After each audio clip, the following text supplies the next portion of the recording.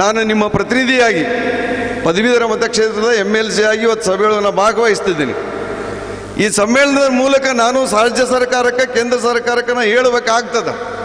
ಅದನ್ನು ನಾ ಹೇಳಿದ್ರೆ ನಡೆಯಂಗಿಲ್ಲ. ಇಂಥ ಒಂದು ಸಮ್ಮೇಳನ ನಡೀತು. ಸಮ್ಮೇಳನದೊಳಗೆ ಎಲ್ಲ ಆಯುರ್ವೇದಿಕ್ ವೈದ್ಯರು ಈ ರೀತಿಯ ಏನೊಂದು ಸಲಹೆಗಳನ್ನು ಕೊಟ್ಟಿದ್ದಾರೆ. ಯಾಕಂದರೆ ಮಾರ್ಚ್ 2ನೇ ತಾರೀಕು 3ನೇ ತಾರೀಕಿಗೆ ನಮ್ಮ ಬಜೆಟ್ ಸ್ಟಾರ್ಟ್ ಆಗ್ತದೆ. ಖಂಡಿತವಾಗಿ ನಾನು ನಿಮ್ಮ ಪ್ರತಿನಿಧಿಯಾಗಿ ಈ ಬಜೆಟ್ ಸೆಷನ್ದೊಳಗೆ ಕೇಂದ್ರ ಸರ್ಕಾರದೊಳಗೆ ನಾನು ಮಾತಾಡಲಿಕ್ಕೆ ನನಗೆ ಅವಕಾಶ ಇಲ್ಲ. ಆದರೆ ಈ ಭಾಗದ ಕೇಂದ್ರ ಸಚಿವರಿದ್ದಾರೆ ಪ್ರಹ್ಲಾದ್ ಜೋಶಿ ಅವರು, ಅವ್ರ ಮೂಲಕ ನಾವು ಕೇಂದ್ರ ಸರ್ಕಾರಕ್ಕೆ ಮನವಿ ಮಾಡಿಕೊಂಡು ನಾನು ನಮ್ಮ ರಾಜ್ಯ ಸರ್ಕಾರದ ಬಜೆಟ್ ಏನು ಮಂಡನೆ ಆಗ್ತದೆ, ಮಾರ್ಚ್ದೊಳಗೆ ಬಜೆಟ್ ಮಂಡನೆ ಆಗ್ತದೆ, ಆ ಸಂದರ್ಭದೊಳಗೆ ಖಂಡಿತವಾಗಿ ರಾಜ್ಯದೊಳಗೆ ಆಯುರ್ವೇದಿಕ್ ಸಂಶೋಧನಾ ಕೇಂದ್ರವನ್ನು ಸಂಶೋಧನಾ ಕೇಂದ್ರದ ಹೆಸರಿಗೆ ಮಾತ್ರ ಮಾಡುವ ಅವಶ್ಯಕತೆ ಇಲ್ಲ. ಏನೋ ಒಂದು ಸ್ಥಾಪನೆ ಮಾಡಿದರೆ ಒಂದು 4 ಮಂದಿ ಪ್ರೊಫೆಸರ್ ಅಪಾಯಿಂಟ್ಮೆಂಟ್ ಅದು ಆ ರೀತಿ ಅವಶ್ಯಕತೆ ಇಲ್ಲ. ಯಾವ ರೀತಿ ಇವತ್ತು ನಮ್ಮ ದೇಶದೊಳಗೆ IITಗಳದವು. ಈ ಫಾರ್ ಎಕ್ಸಾಂಪಲ್ ಮದ್ರಾಸ್ IIT ಐತೆ, ಕಲ್ಕತ್ತಾ IIT ಐತೆ, ದೆಹಲಿಯೊಳಗೆ IIT ಐತೆ, ಬೆಂಗಳೂರೊಳಗೆ ಇಂಡಿಯನ್ ಇನ್ಸ್ಟಿಟ್ಯೂಟ್ ಆಫ್ ಸೈನ್ಸ್ ಐತೆ. ಯಾವ ರೀತಿ IITಗಳನ್ನು ನೀವು ಸ್ಥಾಪನೆ ಮಾಡಿರಿ, ಅದಕ್ಕೆಷ್ಟು ಮಹತ್ವ ಕೊಟ್ಟಿರಿ, ಅದಕ್ಕೆಷ್ಟು ಬಜೆಟ್ ಕೊಡ್ತಿದ್ದೀರಿ.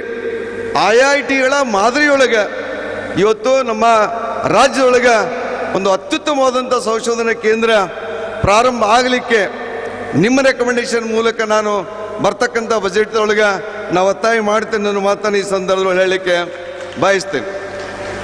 ಇದ್ರ ಜೊತೆಗೆ ಪ್ರತಿಯೊಂದು ಹಾಸ್ಪಿಟಲ್ದೊಳಗೆ ಕನಿಷ್ಠ ಒಬ್ಬರು ಆಯುರ್ವೇದಿಕ್ ಡಾಕ್ಟರ್ಸ್ ನೇಮಕ ಆಗಬೇಕು.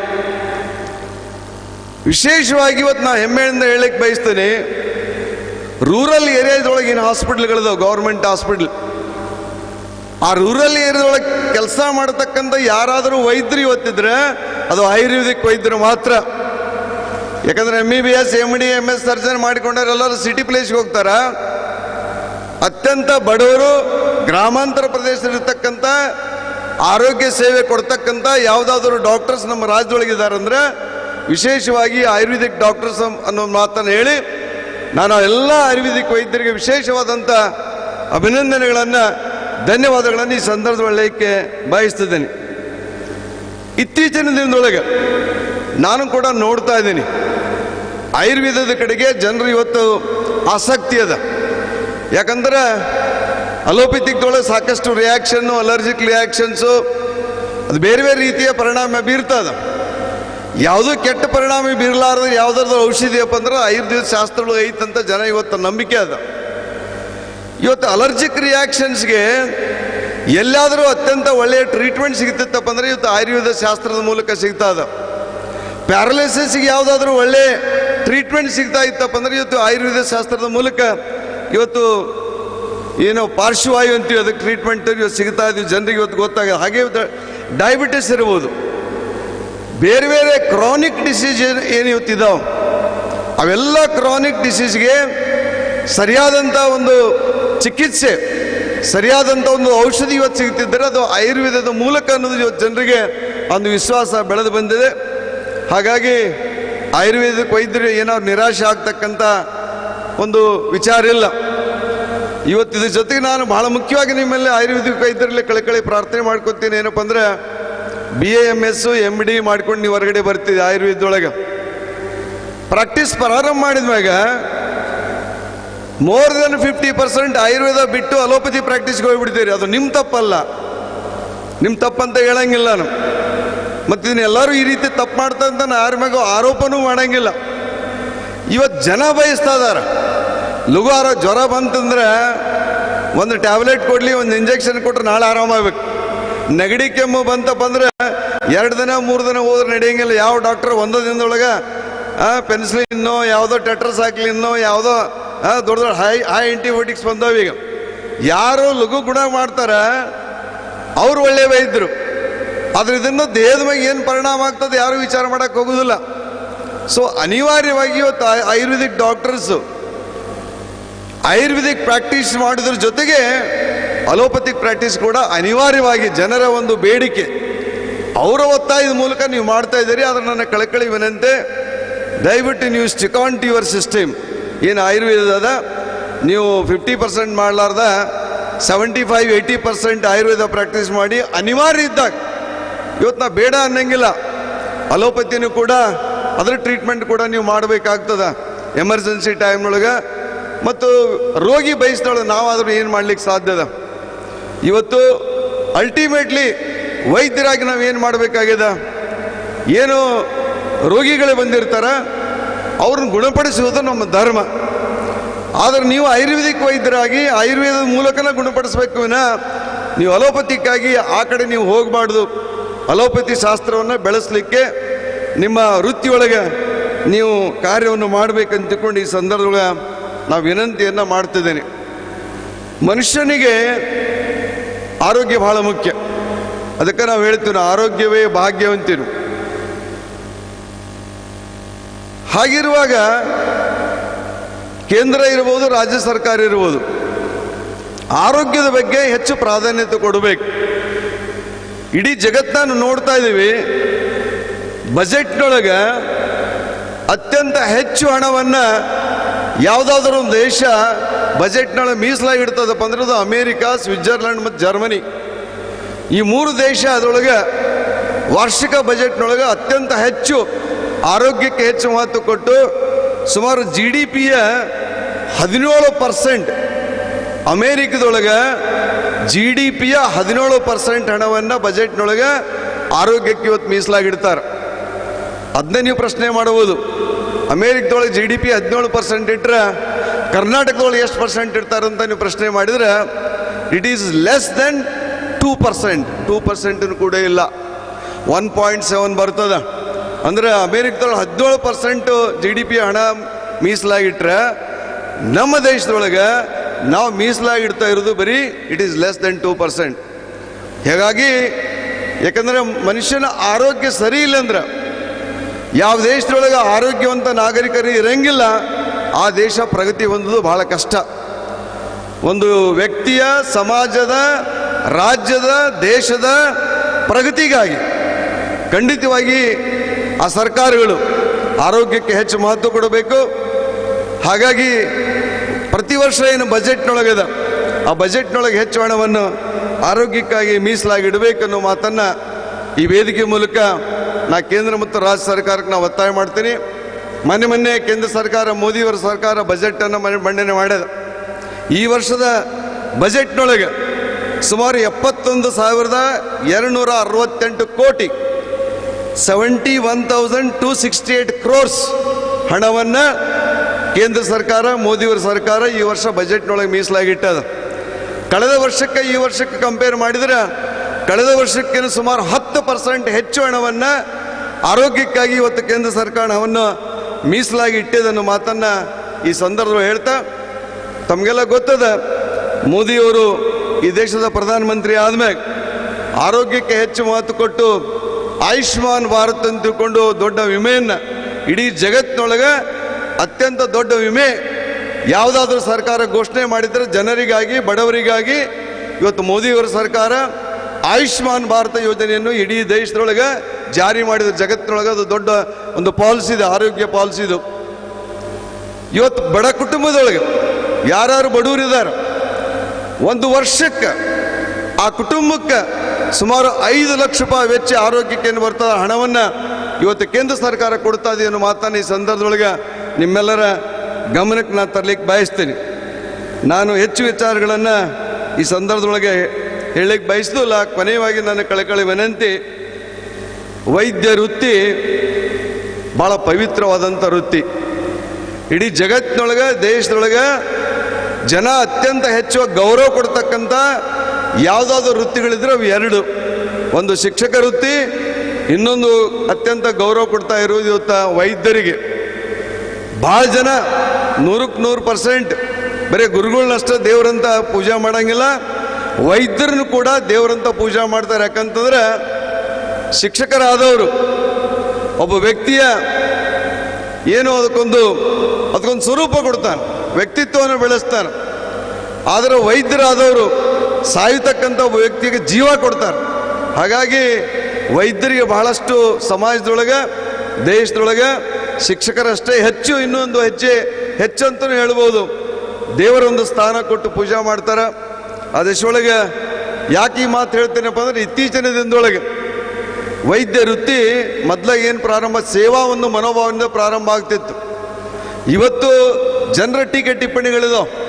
ಇವತ್ತು ಭಾಳ ಕಮರ್ಷಿಯಲ್ ಆಗ್ತದ. ಆ ರೀತಿ ಆಗಬಾರ್ದು. ವೈದ್ಯ ವೃತ್ತಿಯನ್ನು ಕಮರ್ಷಿಯಲ್ ಆಗಿ ನಾವು ಅದನ್ನು ಮಾಡಲಾರ್ದನ ಸೇವಾ ಮನೋಭಾವನೆಯಿಂದ ತಾವೆಲ್ಲ ಕೆಲಸ ಮಾಡಬೇಕನ್ನುವ ಕಳಕಳಿ ವಿನಂತಿ ಮಾಡಿಕೊಂಡು ಇವತ್ತಿನ ಕಾರ್ಯಕ್ರಮದೊಳಗೆ ನನಗೂ ಕೂಡ ಅತಿಥಿಯಾಗಿ ಕರೆಸಿ ಆಯುರ್ವೇದದ ಬಗ್ಗೆ, ಆರೋಗ್ಯದ ಬಗ್ಗೆ ಕೆಲವೊಂದು ವಿಚಾರಗಳನ್ನು ಹಂಚಿಕೊಳ್ಳಲಿಕ್ಕೆ ತಾವೆಲ್ಲ ಅವಕಾಶವನ್ನು ಕಲ್ಪಿಸಿಕೊಟ್ಟದ್ದಕ್ಕಾಗಿ ವಿಶೇಷವಾಗಿ 2 ದಿನ ಏನು ಇಲ್ಲಿ ವಿಚಾರ ಸಂಕಿರಣ ಒಂದು ಸಮ್ಮೇಳನ ನಡೀತದೆ. ಈ 2 ದಿನ ಸಮ್ಮೇಳನದೊಳಗೆ ಬೇರೆ ಬೇರೆ ವಿಷಯಗಳನ್ನು ತಾವೆಲ್ಲ ಚರ್ಚೆ ಮಾಡ್ತಿದ್ದೀರಿ. ಎಲ್ಲ ಚರ್ಚೆಗಳು ಅರ್ಥಪೂರ್ಣವಾಗಿ ನಡೀಲಿ, ಫಲಪ್ರದವಾಗಿ ನಡೀಲಿ. ಆಯುರ್ವೇದ ಶಾಸ್ತ್ರದ ಬಗ್ಗೆ, ಆ ಶಿಕ್ಷಣದ ಬಗ್ಗೆ ತಮ್ಮೆಲ್ಲರಿಗೂ ಹೆಚ್ಚಿನ ಜ್ಞಾನವನ್ನು ಪಡ್ಕೊಳ್ಳುವ ರೀತಿಯೊಳಗೆ ಈ ಸಮ್ಮೇಳನ ಫಲಪ್ರದವಾಗಲಿ. ಒಳ್ಳೆಯ ನಿರ್ಣಯಗಳನ್ನು ತಾವೆಲ್ಲ ಸಮ್ಮೇಳನದೊಳಗೆ ಕೈಕೊಂಡು ರಾಜ್ಯ ಸರ್ಕಾರಕ್ಕೆ, ಕೇಂದ್ರ ಸರ್ಕಾರಕ್ಕೆ ನಿಮ್ಮ ನಿರ್ಣಯಗಳನ್ನು ಕಳಿಸಿಕೊಡಬೇಕಂತ ತಿಳ್ಕೊಂಡು ಮತ್ತೊಮ್ಮೆ ವಿನಂತಿ ಮಾಡಿಕೊಂಡು ನಮ್ಮ ಮಾತಿಗೆ ವಿರಾಮ ಕೊಡ್ತೇನೆ. ನಮಸ್ಕಾರಗಳು. Thank you very much, sir. Inaugural speech and wishing this conference a great success. Now it's time to honor Chief Guest Shri S.V. Sankanur sir by the dignitaries.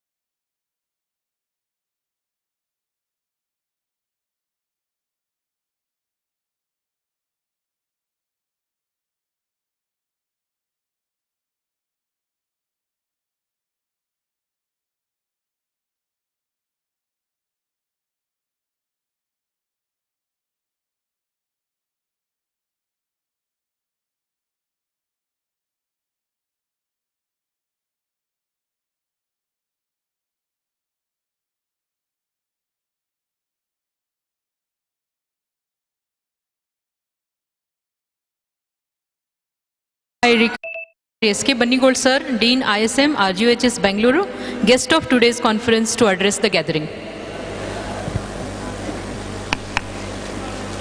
Abhinava Shivananda ಸ್ವಾಮೀಜಿಯವರ ಪಾದ ಕಮಲಗಳಿಗೆ ನಮಸ್ಕರಿಸುತ್ತಾ, on the occasion of Silver Jubilee celebration of Rajiv Gandhi Health University, we have organized a zonal conference in DGM Ayurveda Medical College Gadag in collaboration with Ayurveda Medical College Haveri. The Honorable Chief Guest of today's function, the MLC of Karnataka State, Dr. S.V. Sankanur sir, the President of today's function, the Principal of this DGM Ayurveda College, Dr. U.V. Puras sir, Chief Guest and my friend Dr. G.B. Patil, the Principal of the co-host Ayurveda College Haveri, Dr. C.N. Gaudar, Organizing Secretary Dr. M.D. Samudri, all the resource persons, my faculty colleagues, students, invitees, ladies and gentlemen. It is indeed a great day in the history of Rajiv Gandhi University of Health Sciences, Bangalore.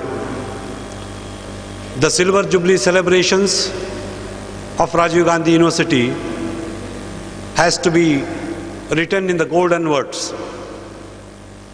ಈ ಒಂದು ಬೆಳ್ಳಿ ಹಬ್ಬ ಸಮಾರಂಭದ ಮುಖ್ಯ ಉದ್ದೇಶ, ಈ ಒಂದು ವರ್ಷಾಚರಣೆಯನ್ನು ಯಾಕೆ ಮಾಡಬೇಕು ಅಂತಕ್ಕಂಥ ಒಂದು ಚಿಂತನ ಮಂಥನ ಸಂದರ್ಭದಲ್ಲಿ ಜೂನ್ 1, 1996ರಲ್ಲಿ ಪ್ರಾರಂಭವಾಗಿರ್ತಕ್ಕಂಥ ರಾಜೀವ್ ಗಾಂಧಿ ಆರೋಗ್ಯ ವಿಜ್ಞಾನಗಳ ವಿಶ್ವವಿದ್ಯಾಲಯ ತನ್ನ 25 ವಸಂತಗಳನ್ನು ಪೂರೈಸುವ ಈ ಸಂದರ್ಭದಲ್ಲಿ ಈ ಕಾರ್ಯಕ್ರಮವನ್ನು ಅರ್ಥಪೂರ್ಣವಾಗಿ ಆಚರಿಸಬೇಕು ಎನ್ನುವ ಒಂದು ದೃಷ್ಟಿಯಿಂದ ಈ ವಿಶ್ವವಿದ್ಯಾನಿಲಯಕ್ಕೆ ಸಂಲಗ್ನಗೊಂಡ ಎಲ್ಲ ಆರೋಗ್ಯ ವಿಜ್ಞಾನಗಳ ವತಿಯಿಂದ ಈ ಒಂದು ಅನೇಕ ಕಾರ್ಯಕ್ರಮಗಳನ್ನು ಹಮ್ಮಿಕೊಳ್ಳಬೇಕು ಅಂತಕ್ಕಂಥ ನಿರ್ಧಾರ ಆಯಿತು. ಅದಕ್ಕನುಗುಣವಾಗಿ the ayurvedic faculty as a dean of the Indian system of medicine I have been asked to take the responsibility to conduct various programmes. ಈ ಒಂದು ಕಾರ್ಯಕ್ರಮಗಳನ್ನು ನಿರೂಪಣೆ ಮಾಡುವಂಥ ಸಂದರ್ಭಗಳಲ್ಲಿ 3 ಮುಖ್ಯ ವಿಷಯಗಳನ್ನು ನಾವು ಗಮನದಲ್ಲಿ ಇಟ್ಕೊಂಡಿವಿ. In any university the stakeholders of the university are the students, practitioners and the faculty members. ಈ 3 ಜನಕ್ಕೆ ವಿದ್ಯಾರ್ಥಿಗಳಿರ್ಬೋದು, ಆಯುರ್ವೇದದ ಚಿಕಿತ್ಸಕರಿರ್ಬೋದು ಮತ್ತು ಆಯುರ್ವೇದದ ಶಿಕ್ಷಕರಿರ್ಬೋದು. ಈ 3 ಜನಕ್ಕೆ ಅನುಕೂಲವಾಗ್ತಕ್ಕಂಥ ಒಂದು ದೃಷ್ಟಿಯಿಂದ ಹಲವಾರು ಕಾರ್ಯಕ್ರಮಗಳನ್ನು ನಾವು ಒಂದು ವರ್ಷಾಚರಣೆಯಲ್ಲಿ ಹಮ್ಮಿಕೊಂಡಿದ್ದೇವೆ.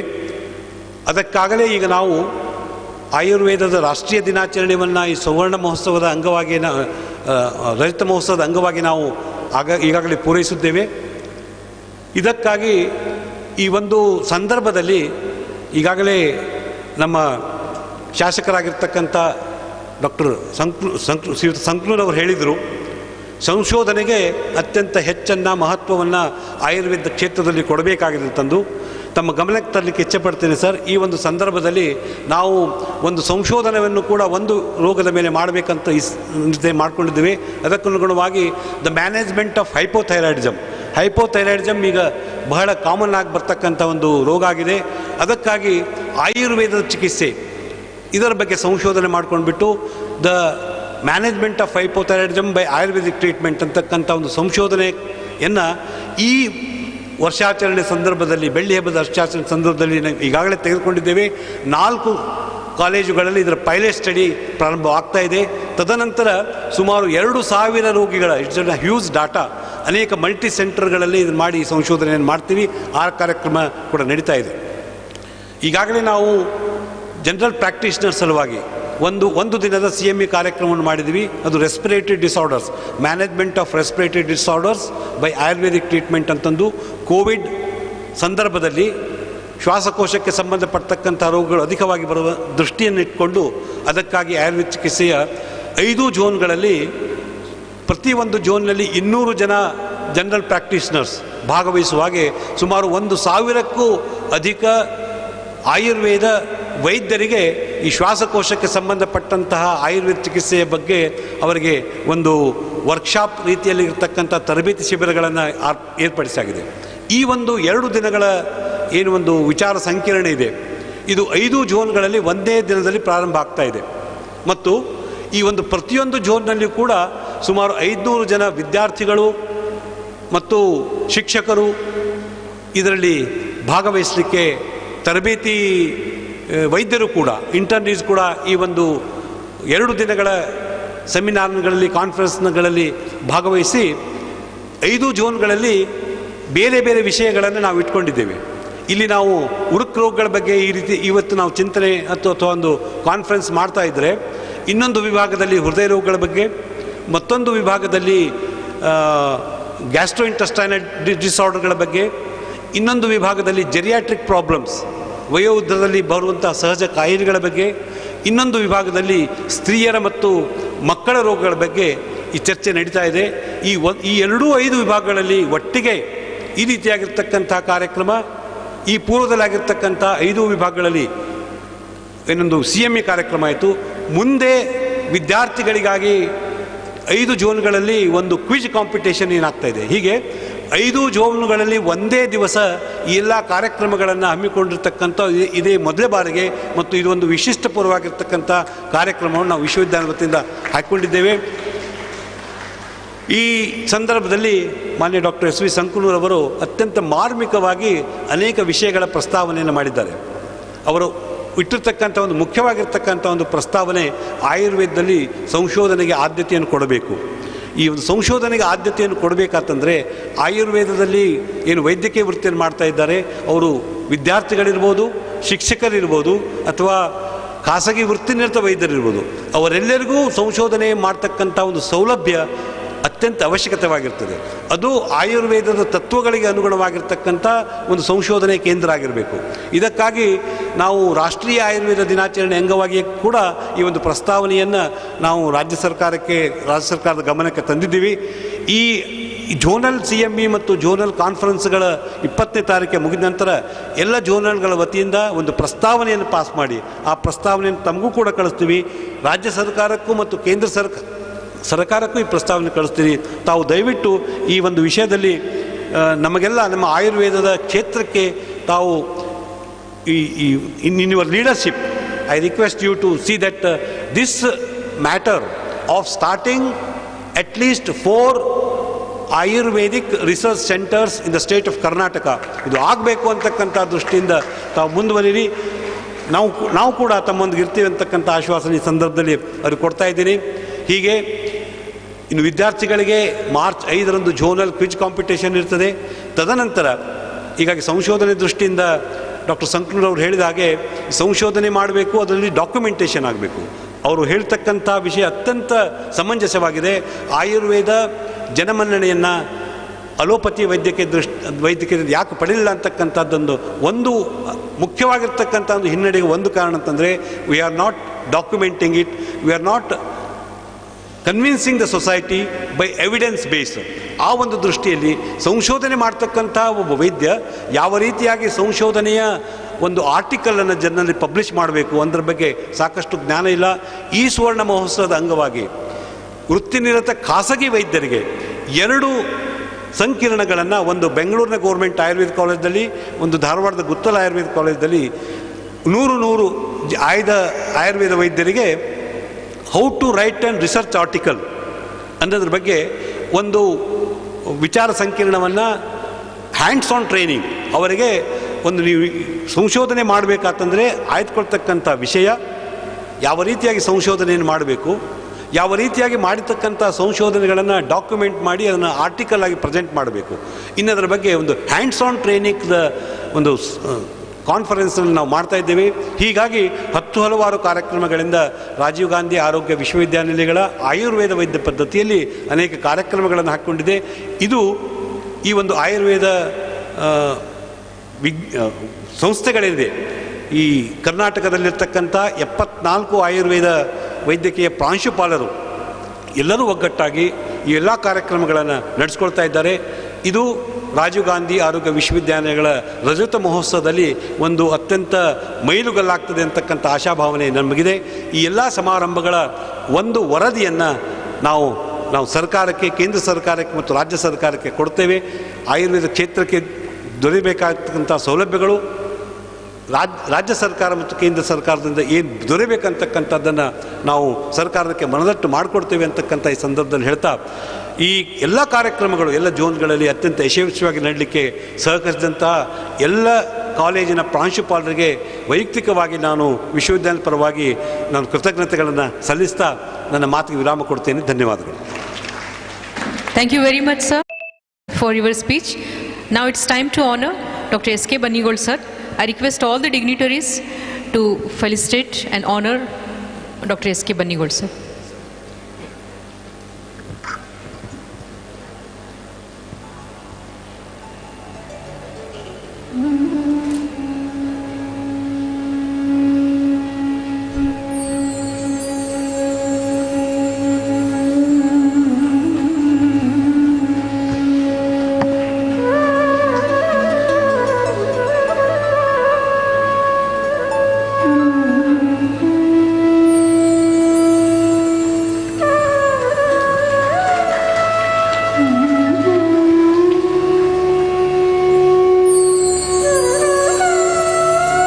Thank you very much.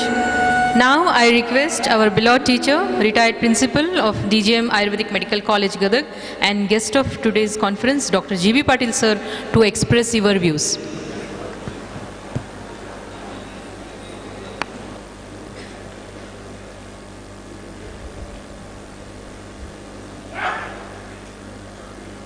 ವೇದಿಕೆ ಮೇಲಿರುವ ಇಂದಿನ ಮುಖ್ಯ ಅತಿಥಿಗಳಾದ ಪ್ರೊಫೆಸರ್ ಎಸ್ ವಿ ಸಂಕನೂರ್ ಮತ್ತು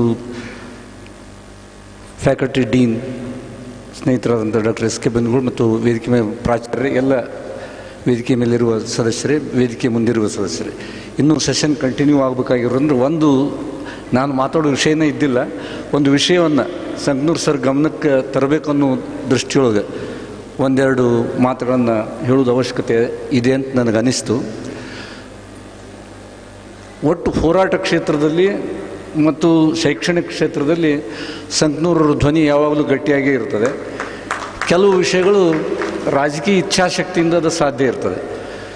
ಇವತ್ತಿನ ಪ್ರಸ್ತುತ ದಿನಮಾನಕ್ಕನುಸರಿಸಿ ಕೇಂದ್ರ ಸರ್ಕಾರ ಆಯುರ್ವೇದ ವೈದ್ಯರಿಗೆ, ವಿಶೇಷವಾಗಿ ಪೋಸ್ಟ್ ಗ್ರ್ಯಾಜುಯೇಷನ್ ಶಲ್ಯ ಶಾಲಾಕ್ಯದಲ್ಲಿ ಪೋಸ್ಟ್ ಗ್ರ್ಯಾಜುಯೇಷನ್ ಆದಂಥ ನಮ್ಮ ಸ್ನಾತಕೋತ್ತರ ಎಲ್ಲ ವಿದ್ಯಾರ್ಥಿಗಳಿಗೆ ಪರ್ಮಿಷನ್ ಕೊಟ್ಟಿದೆ.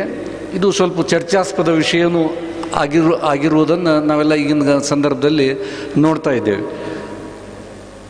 ರಾಜಕೀಯ ಇಚ್ಛಾಶಕ್ತಿ ಇದ್ದರೆ ಅದು ತಾನೇ ನಡೀತದೆ. ಕೇಂದ್ರ ಸರ್ಕಾರ ಈಗೆಲ್ಲ ಕೌನ್ಸಿಲ್ಸ್ಗಳು ಬದಲಿ ಆದವು. MCI ಡಿಸಾಲ್ವ್ ಆಯಿತು, CCIM ಡಿಸಾಲ್ವ್ ಆಯಿತು, ಅಲ್ಲಿ ನ್ಯಾಷನಲ್ ಮೆಡಿಕಲ್ ಕೌನ್ಸಿಲ್ ಆಗಿದೆ. ನಮ್ಮದು national council for Indian system of medicine ಆಗ್ತಾ ಇದೆ. ಆ ಬದಲಾವಣೆಗಳೆಲ್ಲ ಈ ನಿಲುವಿನಿಂದ ಸ್ವಲ್ಪ ಮೆಡಿಕಲ್ ಪ್ಲೂರಲಿಸಮ್ ಅನ್ನೋದು ಭಾಳಷ್ಟು ದೇಶದ ಅವಶ್ಯಕತೆ ಅನ್ನೋದು ದೇಶನ ಮನಗಂಡಿದೆ. ಆ ರೀತಿ ಸರ್ಕಾರದ ನಡವಳಿಕೆಗಳಿಗೂ ಇವೆ. ಆದರೆ ಇಂಡಿಯನ್ ಮೆಡಿಕಲ್ ಕೌನ್ಸಿಲ್ ದಟ್ಟ ಪ್ರಭಾವ ಅದನ್ನು ನಡೆಯಲು ಬಿಡ್ತಾ ಇಲ್ಲ ಅನ್ನೋದು ಸಹಿತ ವಸ್ತುಸ್ಥಿತಿ.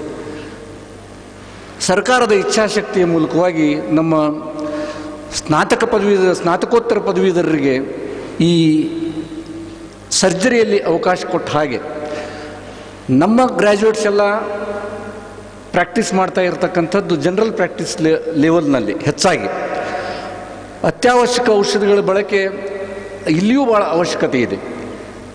ಆ ನಿಟ್ಟಿನೊಳಗೆ ಕೇಂದ್ರ ಸರ್ಕಾರನೂ ಪ್ರಯತ್ನ ಮಾಡ್ತಾ ಇದೆ ಅನ್ನುವ ಸೂಚನೆ ನಮಗಿದೆ. ಆ ನಿಟ್ಟಿನೊಳಗೆ ಚಟುವಟಿಕೆಗಳು ನಡೀತಾ ಇವೆ. ನಮಗೆ ರಾಜ್ಯ ಸರ್ಕಾರದಿಂದ ಈ ಪದವೀಧರ ವೈದ್ಯರಿಗೆ ಅತ್ಯವಶ್ಯಕ ಔಷಧಿಗಳನ್ನು ಬಳಸಲು ಅನುಕೂಲ ಆಗುವ ರೀತಿಯೊಳಗೆ ನಮ್ಮ ಸ್ಟೇಟ್ನಲ್ಲಿ ಇಂಟಿಗ್ರೇಟಿವ್ ಶೆಡ್ಯೂಲ್ ಇದೆ. ನಮ್ಮ ರಿಜಿಸ್ಟ್ರೇಷನ್ ಬೋರ್ಡ್ನಲ್ಲಿ ಇಂಟಿಗ್ರೇಟಿವ್ ಶೆಡ್ಯೂಲ್ ಇದೆ. ಆ ಶೆಡ್ಯೂಲ್ನಲ್ಲಿ ಕೋಜಾಯಿಂಟ್ ಸ್ಟಡಿ, ಆಯುರ್ವೇದ ಮತ್ತು ಅಲೋಪತಿ ಔಷಧದ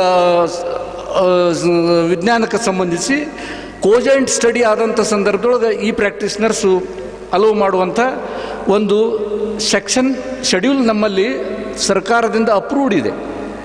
ಅಂಥ ಶಿಕ್ಷಣ ಪದ್ಧತಿ ನಮ್ಮಲ್ಲಿತ್ತು. ರಾಜೀವ್ ಗಾಂಧಿ ಆರೋಗ್ಯ ವಿಜ್ಞಾನಗಳ ವಿಶ್ವವಿದ್ಯಾಲಯ ಬಂದ ಮೇಲೆ ಅದನ್ನು ನಡೆಸಲಿಕ್ಕೆ ಆಗಲಿಲ್ಲ. ಈಗ ನಮ್ಮ ಡೀನ್ರವರು ಇರಲಿದ್ದಾರೆ. ಈ ರಾಜೀವ್ ಗಾಂಧಿ ಆರೋಗ್ಯ ವಿಜ್ಞಾನಗಳ ವಿಶ್ವವಿದ್ಯಾಲಯದ ಡೀನ್ ಬನಿಗೋಳ್ಸರು ಇದ್ದಾರೆ. ಮತ್ತು ರಾಜಕೀಯ ಇಚ್ಛಾಶಕ್ತಿಯನ್ನು ತೋರಿಸುವಂಥ ಸಂದರ್ಭದಲ್ಲಿ ತಾವು ಏನಾದರೂ ಮನಸ್ಸು ಮಾಡಿ ಇಂಟಿಗ್ರೇಟಿವ್ ಶೆಡ್ಯೂಲ್ನಲ್ಲಿ ಕೋಜಾಯಿಂಟ್ ಸ್ಟಡಿ, ಈಗೆಲ್ಲ ನಮ್ಮ ಉಪನ್ಯಾಸಗಳನ್ನು ಕೇಳಿದಂಥ ಸಂದರ್ಭದೊಳಗೆ ಸಂಗನೂರು ಸ್ವಲ್ಪ ಲೇಟಾಗಿ ಬಂದಿದ್ದರು. ನಮ್ಮ ಎಲ್ಲ ಪ್ರಾಧ್ಯಾಪಕರು, ವಿದ್ಯಾರ್ಥಿಗಳು ಆಧುನಿಕ ವೈದ್ಯಕೀಯ ಪದ್ಧತಿಯ ವಿಷಯಗಳನ್ನು ಅಷ್ಟೇ ಥರವಾಗಿ ಅಭ್ಯಾಸ ಮಾಡ್ತಕ್ಕಂಥ ಶೆಡ್ಯೂಲ್ ಇದೆ, ಸಿಲೆಬಸ್ ಇದೆ, ಅಂಥ ಬೋಧನಾ ಕ್ರಮ ಇದೆ. ಆ ಮೂಲಕವಾಗಿ ಈ BAMS ಗ್ರ್ಯಾಜುಯೇಟ್ಸ್ಗಳನ್ನು ಇಂಟಿಗ್ರೇಟೆಡ್ ಶೆಡ್ಯೂಲ್ನಲ್ಲಿ ಸೇರಿಸುವಂಥ ಪ್ರಯತ್ನಕ್ಕೆ ನಮ್ಮ ಅಸೋಸಿಯೇಷನ್ಸು ಅದನ್ನೂ ಕೆಲಸ ಮಾಡ್ತಾ ಇವೆ. ಆ ರೀತಿಯಲ್ಲಿ ಈ ರಾಜೀವ್ ಗಾಂಧಿ ಆರೋಗ್ಯ ವಿಜ್ಞಾನಗಳ ವಿಶ್ವವಿದ್ಯಾಲಯದ ಡೀನ್ರಾಗಿ ಬನಿಗೋಳರವರು ಯಾವ ಕ್ರಮಗಳನ್ನು ತೆಗೆದುಕೊಳ್ಬೇಕು ಅನ್ನೋದ್ರ ಬಗ್ಗೆ ಆಯಾ ಮಟ್ಟದಲ್ಲಿ ಹೆಚ್ಚು ಚರ್ಚೆಯನ್ನು ಮಾಡಬೇಕು. ರಾಜಕೀಯವಾಗಿ ಇದನ್ನು ಯೋಜಿಸುವಂತೆ ನಾವು ಸಲಹೆ ಸೂಚನೆಗಳನ್ನು ತೆಗೆದುಕೊಂಡಿದ್ದಾದರೆ, ಆ ರೀತಿ ಕ್ರಮಗಳನ್ನು ತೆಗೆದುಕೊಂಡಿದ್ದಾದರೆ ಈ ಸ್ನಾತಕೋತ್ತರ ಪದವಿಯನ್ನು ಪಡೆದಂಥವ್ರಿಗೆ ಅನುಕೂಲ ಆದ ರೀತಿಯೊಳಗೆ ಈ ನಮ್ಮ ಈ ಸ್ನಾತಕ ಪದವೀಧರರಿಗೂ BAMS ಪದವೀಧರರಿಗೂ ಸಹಿತ ಮಿನಿಮಮ್ ಪ್ರಿಸ್ಕ್ರೈಬ್ ಮಾಡುವ ರೀತಿ ಕಾನೂನುಬದ್ಧವಾಗಿ ದೊರೆತರೆ ಅದು ಭಾಳಷ್ಟು ಸೈನ್ಸ್ಗೆ ಭಾಳಷ್ಟು ಹೆಲ್ಪ್ ಆಗ್ತದೆ ಅನ್ನುವ ವಿಷಯವನ್ನು ಈ ಸಂದರ್ಭದಲ್ಲಿ ಹೇಳಿ, ಸಂಕನೂರು ಸರ್ ಗಂಟು ಬಿದ್ದರೆ, ಸಂಕನೂರು ಸರ್ ಮನಸ್ಸು ಮಾಡಿದರೆ ಈ ವಿಷಯವನ್ನು ತಲಸ್ಪರ್ಶಿ ಅಧ್ಯಯನ ಮಾಡ್ತಾರೆ. ಏನಾದರೂ ವಿಧಾನ ಪರಿಷತ್ನಲ್ಲಿ ವಿಧಾನ ಸಭೆಯಲ್ಲಿ ಇದನ್ನು ಪ್ರಸ್ತಾಪ ಮಾಡ್ಬೇಕಂದ್ರೆ ಅದರ ತಲಸ್ಪರ್ಶಿ ಅಧ್ಯಯನದ ಪ್ರವೃತ್ತಿ ಅವ್ರಿಗಿದೆ. ತಮ್ಮಂಥ ಇದು ನಿಮ್ಮ ಕಾನ್ಸ್ಟಿಟ್ಯೂನ್ಸಿಗೆ ಸಂಬಂಧಪಟ್ಟದ್ದು. ನಾವು ಎಲ್ಲ ವೈದ್ಯಕೀಯ ಪದವೀಧರರು ತಮ್ಮ ವೋಟರ್ಸ್ ಅದೀವಿ. ಆ ಮೂಲಕವಾಗಿ ಈ ನಮ್ಮ ಕೆಲಸವನ್ನು ಕಾನೂನಿನ ಮಟ್ಟದೊಳಗೆ ಅಥವಾ ರಾಜಕೀಯ ಇಚ್ಛಾಶಕ್ತಿಯನ್ನು ಮೇಲಿನೂ ಸರ್ಕಾರ ನಿಮ್ಮದಿದೆ, ಈಗಿನೂ ಸರ್ಕಾರ ನಿಮ್ಮದಿದೆ. ಆ ನಿಟ್ಟಿನೊಳಗೆ ಈ ಕೆಲಸವನ್ನು ಮಾಡಲು ತಮಗೆ ಬೇಕಾದಂಥ ಮಟೀರಿಯಲ್, ಸ್ಟಡಿ ಮಟೀರಿಯಲ್, ಅದಕ್ಕೆ ಬೇಕಾದಂಥ ಕಾನೂನಿನ ಚೌಕಟ್ಟಿನಲ್ಲಿ ಏನಾಗಬೇಕಾಗಿದೆ ಆ ವಿಷಯಗಳನ್ನು ನಾವೆಲ್ಲ ತಮಗೆ ಪೂರೈಸ್ತೀವಿ. ಇದನ್ನು ಆರೋಗ್ಯ ಮಂತ್ರಿಗಳು ಮನಸ್ಸು ಮಾಡಿದ್ರೆ, ನಮ್ಮ ಸೆಕ್ರೆಟರಿಗಳು ಮನಸ್ಸು ಮಾಡಿದ್ರೆ ಈ ಪದವೀಧರನ್ನು ಆ ಶೆಡ್ಯೂಲ್ನಲ್ಲಿ, ಆಲ್ರೆಡಿ ಶೆಡ್ಯೂಲ್ ಹೊಸದು ಮಾಡೋದು ಬೇಕಾಗಿಲ್ಲ, ನಮಗೆ ಇರುವಂಥ ಶೆಡ್ಯೂಲ್ನಲ್ಲಿ ಸೇರಿಸ್ತಕ್ಕಂಥ ಪ್ರಯತ್ನ ಮಾಡಿದರೆ ಇದು ಹೆಚ್ಚು ಶೈಕ್ಷಣಿಕ ವಿಷಯವಾಗಿ ಹೆಚ್ಚು ಮಹತ್ವ ಬರ್ತದೆ ಅನ್ನೋ ವಿಷಯವನ್ನು ಈ ಸಂದರ್ಭದಲ್ಲಿ ನಾನು ಪ್ರಸ್ತಾಪ ಮಾಡಬೇಕಂತ ಅನ್ನಿಸ್ತು. ತಮ್ಮ ಮನೋಭಾವವನ್ನು ನೋಡಿ ನಾನು ಇದನ್ನು ವಿಷಯವನ್ನು ಕೊಟ್ಟಿದ್ದೀನಿ. ಇದಕ್ಕೆ ಯೋಗ್ಯವಾದಂಥ ಕ್ರಮಗಳನ್ನು ತಾವೆಲ್ಲ ಡೀನ್ರವರು ಮತ್ತು ನಮ್ಮ MLC ಸಾಹೇಬ್ರಿಗೆ ತೆಗೆದುಕೊಳ್ಬೇಕು ಅನ್ನುವಂಥ ಸೂಚನೆಯೊಂದಿಗೆ I wish the conference every success. ನಮಸ್ಕಾರ. Very much, sir, for your kind words. Now I request all the dignitaries on the dais to honor Dr. G.B. Patil, sir.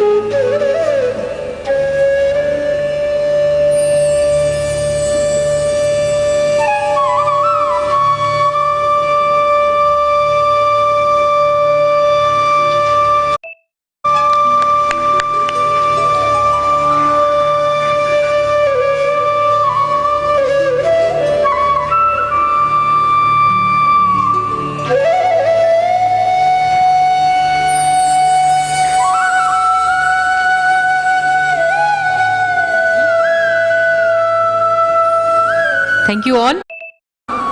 Now I request Professor S.S. Patan Shetty, Secretary Shri Jagadguru Tondarya Vidyapit Gadag, to address the gathering.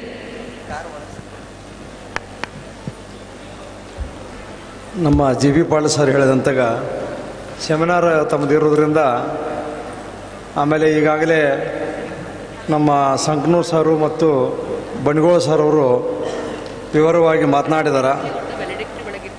ಆಮೇಲೆ ನಾನು ಹೆಚ್ಚು ವಿಷಯವನ್ನು ಈ ಸಂದರ್ಭದಲ್ಲಿ ಮಾತನಾಡಲು ಅಗತ್ಯ ಇಲ್ಲ ಅಂತ ನಾನು ಭಾವಿಸಿಕೊಂಡಿದ್ದೀನಿ ಅಂತಕ್ಕಂಥದ್ದು. ಕೆಲವೇ ಒಂದೆರಡು ವಿಷಯಗಳನ್ನು ಈ ಸಂದರ್ಭದಲ್ಲಿ ನಾನು ಹೇಳಲಿಕ್ಕೆ ಇಷ್ಟಪಡ್ತೀನಿ ಅಂತಕ್ಕಂಥದ್ದು. ಆಯುರ್ವೇದ ಕ್ಷೇತ್ರದಲ್ಲಿ ನಮ್ಮ ಬಣಿಗೋಳ ಸಾರು CCIM ಮೆಂಬರ್ ಆಗಿ ಭಾಳ ವರ್ಷದಿಂದ ಕೆಲಸ ಮಾಡ್ಕೊಂಡು ಬಂದಿದ್ದಾರೆ. ಈಗ ರಾಜೀವ್ ಗಾಂಧಿ ಯೂನಿವರ್ಸಿಟಿಯಲ್ಲಿ ಆಯುರ್ವೇದ ವಿಭಾಗಕ್ಕೆ ಸಂಬಂಧಪಟ್ಟಂತೆ ಡೀನ್ರಾಗಿದ್ದಾರೆ ಅಂತಕ್ಕಂಥದ್ದು. ಆಮೇಲೆ ಅದೇ ರೀತಿ ನಮ್ಮ G.B. ಪಾಟೀಲ್ ಸರು ಕೂಡ, ಅವರು ಕೂಡ CCIM ಮೆಂಬರ್ ಆಗಿ ಭಾಳ ವರ್ಷ ಕೆಲಸ ಮಾಡಿದ್ದಾರೆ. ಆಯುರ್ವೇದ ಕ್ಷೇತ್ರದಲ್ಲಿ ಸಾಕಷ್ಟು ಅನುಭವವನ್ನು ಹೊಂದಿದವರು ಅಂತಕ್ಕಂಥದ್ದು.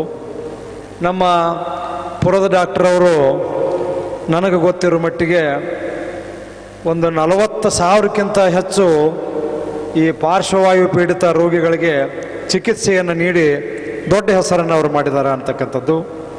ನಮ್ಮ ಡಾಕ್ಟರ್ ಸಾಮುದ್ರಿಯವರು ಕೂಡ ಹಿಮಾಲಯದವರೆಗೆ ಹೋಗಿ, ಸೈನಿಕರಿಗೂ ಹೋಗಿ ಕೂಡ ಚಿಕಿತ್ಸೆಯನ್ನು ಕೊಟ್ಟು ಬಂದಿರತಕ್ಕಂಥ ವೈದ್ಯರಾಗಿದ್ದಾರೆ. ತಾವೆಲ್ಲ ನಮ್ಮ ಗೌಡ್ರ ಸಾರು ಕೂಡ ಹಾವೇರಿ ಆಯುರ್ವೇದ ಕಾಲೇಜಿನ ಪ್ರಿನ್ಸಿಪಾಲ್ರಾಗಿದ್ದಾರೆ. ತಾವು ಕೂಡ ಆಯುರ್ವೇದ ಕ್ಷೇತ್ರದಲ್ಲಿ ಸಾಕಷ್ಟು ಒಂದು ಪರಿಣಿತಿಯನ್ನು ಹೊಂದಿದವರು. ನಮ್ಮ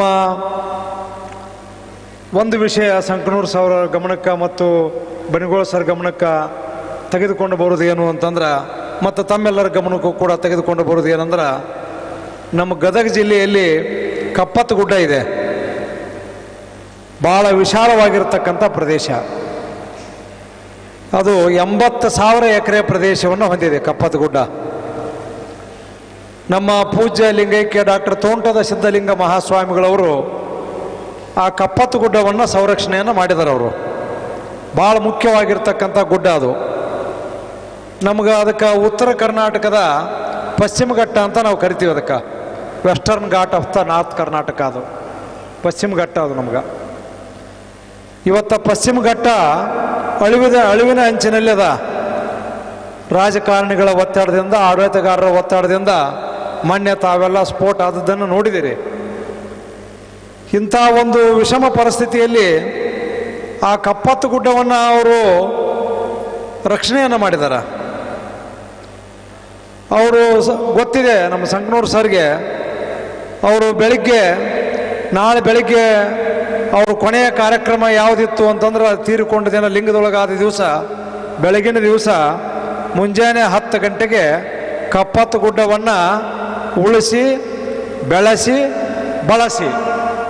ಅದಕ್ಕೆ ಆ ಕಾರ್ಯಕ್ರಮಕ್ಕೆ ಯಾರು ಬಂದಿದ್ರು ಅಂದ್ರೆ ನಮ್ಮ SR ಹಿರೇಮಠರು ಧಾರವಾಡದಾಗಿದ್ದ, ಬೆಂಗಳೂರಿನಾಗಿದ್ದ ಪರಿಸರವಾದಿ ರವಿಕೃಷ್ಣ ರೆಡ್ಡಿ, ಇವರೆಲ್ಲ ಭಾಳ ಜನ ಬಂದು ಅವತ್ತು ರಾತ್ರಿ ಸಮಾವೇಶ ಆಗಿ ಬೆಳಗ್ಗೆ 9 ಆ ಕಾರ್ಯಕ್ರಮಕ್ಕೆ ಅಟೆಂಡ್ ಆಗಬೇಕಾಗಿತ್ತು. ಹಿಂದಿನ ದಿನ ನಮ್ಮ ಸಂಕನೂರು ಸರ್ ತಮ್ಮ ಮೊಮ್ಮಕ್ಕಳನ್ನ ವಿದೇಶದಾಗಿದ್ದ ಕರ್ಕೊಂಡ್ಬಂದು ಅಜ್ಜಾರನ್ನ ಭೇಟಿ ಮಾಡಿ ನಮ್ಮ ಇಂಜಿನಿಯರಿಂಗ್ ಕಾಲೇಜ್ನೊಳಗೆ 1-2-3 ಗಿಡನೂ ಅವ್ರ ಮೊಮ್ಮಕ್ಕಳ ಹೆಸರಿನಲ್ಲಿ ಆ ಮೊಮ್ಮಕ್ಕಳು ಕೂಡ ಅಜ್ಜಾರನ್ನ ಭೇಟಿಯಾಗಿ ಗಿಡನೂ ಕೂಡ ಇವತ್ತು ನಮ್ಮ ಕಾಲೇಜಿನ ಆವರಣದಲ್ಲಿ ನೆಟ್ಟಿದ್ದಾರೆ ಅಂತಕ್ಕಂಥದ್ದು. ಇದನ್ನು ಯಾಕೆ ಹೇಳ್ತೀನಿ ಅಂದ್ರೆ ಆ ಕಪ್ಪತ್ತು ಗುಡ್ಡದ ಮೇಲೆ ಭಾಳ ಜನಗಳ ಕಣ್ಣು ಇವತ್ತಿಗೂ ಐತೆ, ಅದ್ರ ಮೇಲೆ ಕಣ್ಣು ಅಂತಕ್ಕಂಥದ್ದು. ಅಲ್ಲೇ ಸಂಜೀವಿನಿ ಬೆಟ್ಟ ಅದ, ಕಪ್ಪತ್ತು ಗುಡ್ಡದಲ್ಲಿ ಸಂಜೀವಿನಿ ಬೆಟ್ಟ ಅಂತ ಕರೀತಾರ. ಯಾರಾದರೂ ತೀರ್ಕೊಂಡ್ರ ಆ ತಪ್ಪಳವನ್ನು ಮುಟ್ಟಿಸಿಕೊಂಡ್ರ ಅಥವಾ ತಪ್ಪಳ ಮುಟ್ಟಿದ್ರೆ, ಆ ಗಿಡದ ತಪ್ಪಳ ಮುಟ್ಟಿದ್ರೆ ಎಷ್ಟೋ ಮಂದಿ ಸತ್ತವರು ಬದುಕ್ತಾರ ಅಂತೇಳಿ ಆ ಹಿಂದೆ ರಾಮಾಯಣ ಮಹಾಭಾರತದೊಳಗೆ ಆ ಕಪ್ಪತ್ತು ಗುಡ್ಡದ ಬಗ್ಗೆ ಉಲ್ಲೇಖ ಅದ ಅಂತಕ್ಕಂಥದ್ದು. ಅಂಥ ಒಂದು ಔಷಧೀಯ ಸಸ್ಯಗಳು, ಅಪರೂಪದ ಔಷಧೀಯ ಸಸ್ಯಗಳು ಅದಾವು. ಮೊನ್ನೆ ಕಪ್ಪತ್ತು ಗುಡ್ಡದ ಹಬ್ಬವನ್ನು ಮಾಡಿದ್ರಿ ಇಲ್ಲೇ, ಕಪ್ಪತ್ತು ಉತ್ಸವ ಅಂತೇಳಿ. ಅದ್ರಾಗ ಒಬ್ಬರು ಇಲ್ಲಿಯರಲ್ಲ ನೋಡ್ರಿ ಎಷ್ಟು ಕಾಳಜಿ ಐತಿ. ಕ್ಷೀರಸಾಗರ ಅಂತೇಳಿ IFS ಅಧಿಕಾರಿ ಅವ್ರ ಮಿಸಸ್ಸು ಇಂಡಿಯನ್ ಫಾರೆಸ್ಟ್ ಸರ್ವಿಸ್ ಆಗಿದೆ, IFS. ಅವ್ರು ಹಾವೇರಿಗೆ ಅದಾರ, ಕಾನ್ಸರ್ವೇಟರ್ ಆಫ್ ಫಾರೆಸ್ಟು ಅಂತಕ್ಕಂಥದ್ದು. ಇವರು ಕ್ಷೀರಸಾಗರ ಧಾರವಾಡಕ್ಕೆ ಅದಾರ, ಇವರು ಕಾನ್ಸರ್ವೇಟರ್ ಆಫ್ ಫಾರೆಸ್ಟು. ಇಬ್ಬರು ಕೂಡ್ಕೊಂಡು ಒಂದು ಪುಸ್ತಕವನ್ನು ಬರೆದಾರ, ಮೆಡಿಕಲ್ ಪ್ಲ್ಯಾಂಟ್ಸ್ ಇನ್ ಕಪ್ಪತ್ತು ಗುಡ್ಡ ಅಂಥೇಳಿ, ಹರ್ಬಲ್ ಪ್ಲ್ಯಾಂಟ್ಸು. 350 ಅಪರೂಪದ ಸಸಿಗಳನ್ನು, ಆ ಮೆಡಿಕಲ್ ಪ್ಲ್ಯಾಂಟ್ಸನ್ನು ಆ ಪುಸ್ತಕದಲ್ಲಿ, ಇಂಗ್ಲೀಷ್ ಪುಸ್ತಕದಲ್ಲಿ ಪರಿಚಯ ಮಾಡಿದ್ದಾರೆ. ಇಬ್ಬರು ಗಂಡ ಹೆಂಡತಿ IFS ಅಧಿಕಾರಿಗಳು ಚೆನ್ನಾಗಿ ಬರೆದು ಆ ಪುಸ್ತಕವನ್ನು ಸ್ವಾಮೀಜಿಗೆ ಅರ್ಪಣೆ ಮಾಡಿದ್ದಾರೆ, ನಮ್ಮ ಸ್ವಾಮೀಜಿಯವರಿಗೆ. ಯಾಕಂದ್ರೆ ಆ ಕಪ್ಪತ್ತು ಗುಡ್ಡವನ್ನು ಅವರು ರಕ್ಷಣೆ ಮಾಡಿದ್ದಾರೆ ಅಂತೇಳಿ. ಸ್ವಾಮೀಜಿಯವರು ಕಪ್ಪತ್ತು ಗುಡ್ಡ ಹೋರಾಟ ಕೈಗೊಂಡಾಗ ನಮ್ಗೆ ಪೋಸ್ಕೋ ಕಂಪ್ನಿಯವರು ಒಂದು ಪ್ರಪೋಸಲ್ ತೊಗೊಂಡ್ಬಂದಿದ್ರು, ನನ್ನ ಹತ್ರ ಬಂದಿದ್ರು. ಸ್ವಾಮೀಜಿಯವರಿಗೆ ನೀವು ಹೇಳ್ರಿ, ಕಪ್ಪತ್ತು ಗುಡ್ಡದ ಪರಿಸರದಲ್ಲಿ ಸ್ವಾಮೀಜಿಯವರ 100 ಎಕರೆ ಜಮೀನದ, ಅವ್ರಿಗೆ ಅಲ್ಲಿ ಒಂದು ಆಯುರ್ವೇದ ಯೂನಿವರ್ಸಿಟಿ ಕಟ್ಟಿಕೊಟ್ಬಿಡ್ತೀವಿ, ಪ್ರೈವೇಟ್ ಆಯುರ್ವೇದ ಯೂನಿವರ್ಸಿಟಿ ಕಟ್ಟಿಕೊಟ್ಬಿಡ್ತೀವಿ, ಅದಕ್ಕೆ ಈ ಹೋರಾಟವನ್ನು ಕೈ ಬಿಡ್ರಿ ಅಂತ ಕೇಳಕ್ಕೆ ಬಂದಿದ್ರು. ಸ್ವಾಮೀಜಿ ಹೇಳಿದರು, ಅಂಥದ್ದೆಲ್ಲ ಬೇಕಾಗಿಲ್ಲ ನಮ್ಗೆ, ಆ ಕಪ್ಪತ್ತು ಗುಡ್ಡಕ್ಕೆ ನೀವು ಕೈ ಹಚ್ಚೋದಿಲ್ಲ ಅಂಥೇಳಿ ನಮ್ಗೆ ಅಂಡರ್ಟೇಕಿಂಗ್ ಕೊಡ್ರಿ, ನಾವು ನಿಮಗೆ ಏನು ಬೇಕಾದ ಫ್ಯಾಕ್ಟ್ರಿ ಸೆಟಪ್ ಮಾಡೋಕ್ಕೆ ಸಪೋರ್ಟ್ ಮಾಡ್ತೀವಿ ಅಂತ ಹೇಳಿದರು. ಈಗ ಈ ವಿಷಯ ಯಾಕೆ ನೆನಪಿಸ್ತೀನಿ ಅಂದ್ರೆ, ನಿಮ್ಮ ರಾಜೀವ್ ಗಾಂಧಿ ಯೂನಿವರ್ಸಿಟಿ ನಮ್ಮ ಕರ್ನಾಟಕದ ಒಂದು ಮೂಲಿಗೆ, ಬೆಂಗಳೂರಿಗೆ. ನಮಗೆ ಬೆಂಗಳೂರು ಇವತ್ತು ವರನೂ ಹೌದು, ಶಾಪನೂ ಹೌದು ಅದು. ಯಾಕಂದ್ರೆ ಒಂದು ನಮ್ಮ ಉತ್ತರ ಕರ್ನಾಟಕದವರಿಗೆ ಕೊನೆಯ ಮೂಲೆ ಅದು ಬೆಂಗಳೂರು. 500 ಕಿಲೋಮೀಟ್ರ್ ಹೋಗ್ಬೇಕು. ಬೀದರ್ ಜಿಲ್ಲಾದ್ರೆ 750 ಕಿಲೋಮೀಟ್ರ್ ಹೋಗ್ಬೇಕು ಬೆಂಗಳೂರು ಮುಟ್ಟಬೇಕಾಗಿತ್ತು ಅಂತಂದ್ರೆ. ಅದಕ್ಕೆ ಭಾಳ ಬೆಸ್ಟ್ ಲೊಕೇಶನ್ ನಮ್ಮ ಕಪ್ಪತ್ತು ಗುಡ್ಡ. ತಾವು ಅದಕ್ಕೆ MLC ಆಗಿರೋದ್ರಿಂದ ಮತ್ತು ಉತ್ತಮ ಹೋರಾಟಗಾರರು ತಾವಾಗಿರೋದ್ರಿಂದ ಸರ, ನೀವೇನೈತಿ ಅಂತಂದ್ರೆ ನಮ್ಮ ಕಪ್ಪತ್ತು ಗುಡ್ಡದಲ್ಲಿ ಒಂದು ಆಯುರ್ವೇದ ವಿಶ್ವವಿದ್ಯಾಲಯವನ್ನು ಈ ಪರಿಸರದಲ್ಲಿ ಮಾಡಲಿಕ್ಕೆ ನೀವು ಕ್ರಮವನ್ನು ಕೈಗೊಳ್ಳಬೇಕು. ಆ ಕಪ್ಪತ್ತು ಗುಡ್ಡ ಉಳಿಸಿ ಹೋರಾಟದಲ್ಲಿ ನಮ್ಮ GB ಪಾಟೀಲ್ ಸರು, ಪುರದ ಸರು ತಮ್ಮ ಆಯುರ್ವೇದ ಕಾಲೇಜಿನ ವಿದ್ಯಾರ್ಥಿಗಳನ್ನ ಕರೆದುಕೊಂಡು ಬಂದು ಪೂಜ್ಯರು ಕೂಡ ಅಲ್ಲಿ ಗಾಂಧಿ ಸರ್ಕಲ್ನಾಗ ಸ್ಟ್ರೈಕ್ ಮಾಡಿದಿರಿ. ಇವತ್ತು ಕಪ್ಪತ್ತು ಗುಡ್ಡ ಉಳ್ದದ. ಕಪ್ಪತ್ತು ಗುಡ್ಡ ಇವತ್ತು ಉಳ್ದೈತೆ ಅಷ್ಟೇ ಅಲ್ಲ, ಅದರ ಸ್ಟೇಟಸ್ಸು ಹೆಚ್ಚಾಗೈತಿ. ಮೊದಲು ಅದು ಕಾನ್ಸರ್ವೇಟಿವ್ ಫಾರೆಸ್ಟ್ ಆಗಿತ್ತು. ಮೊನ್ನೆ ಜಾರಕಿಹೊಳಿ ಅವರ ಕಾಲಕ್ಕೆ ವೈಲ್ಡ್ ಲೈಫ್ ಸ್ಯಾಂಕ್ಚುರಿ ಆಗೈತೆ. ಅದು ವನ್ಯಜೀವಿ ಧಾಮ ಮಂಡಳಿ ಆಗೈತಿ ಅಂತಕ್ಕಂಥದ್ದು. ವನ್ಯಧಾಮ ಜೀವಿ ಮಂಡಳಿ ಆಯಿತು ಅಂದ್ರೆ ಅದ್ರ ಸ್ಟೇಟಸ್ಸು, ಅದ್ರ ಫೆಸಿಲಿಟೀಸು, ಅದಕ್ಕೆ ಫಂಡ್ಸು ಗೌರ್ಮೆಂಟ್ನಿಂದ ಸಾಕಷ್ಟು ಬರ್ತಾವೆ. ಅದು ಬೆಳಿಬೇಕಾಗೈತಿ. ಟೂರಿಸಂ ಸೆಂಟರ್ ಆಗಿ ಬೆಳೀತಾ ಇಲ್ಲ.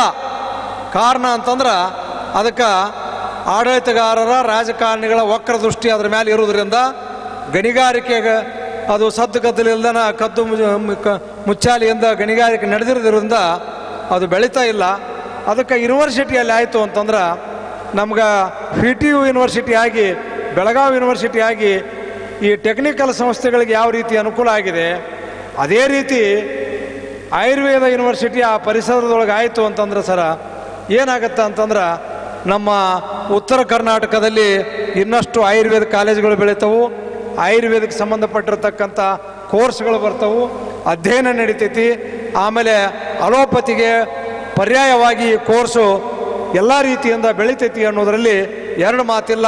ಅದಕ್ಕೆ ತಾವು ಇವತ್ತಿನ ಸೆಮಿನಾರ್ನಲ್ಲಿ ಕಪ್ಪತ್ತಗುಡ್ಡದಲ್ಲಿ, ಇದು ನ್ಯಾಷನಲ್ ಸೆಮಿನಾರ್ ಆಗಿರೋದ್ರಿಂದ ಕಪ್ಪತ್ತಗುಡ್ಡದಲ್ಲಿ ಒಂದು ಆಯುರ್ವೇದ ವಿಶ್ವವಿದ್ಯಾಲಯ ಪ್ರಾರಂಭ ಆಗಬೇಕು ಸರ್ಕಾರದಿಂದ ಅಂಥೇಳಿ ತಾವು ತೀರ್ಮಾನ ಮಾಡಬೇಕು ಅಂಥೇಳಿ ಈ ಸಂದರ್ಭದಲ್ಲಿ ನಾನು ಒತ್ತಾಯವನ್ನು ಮಾಡ್ತೀನಿ.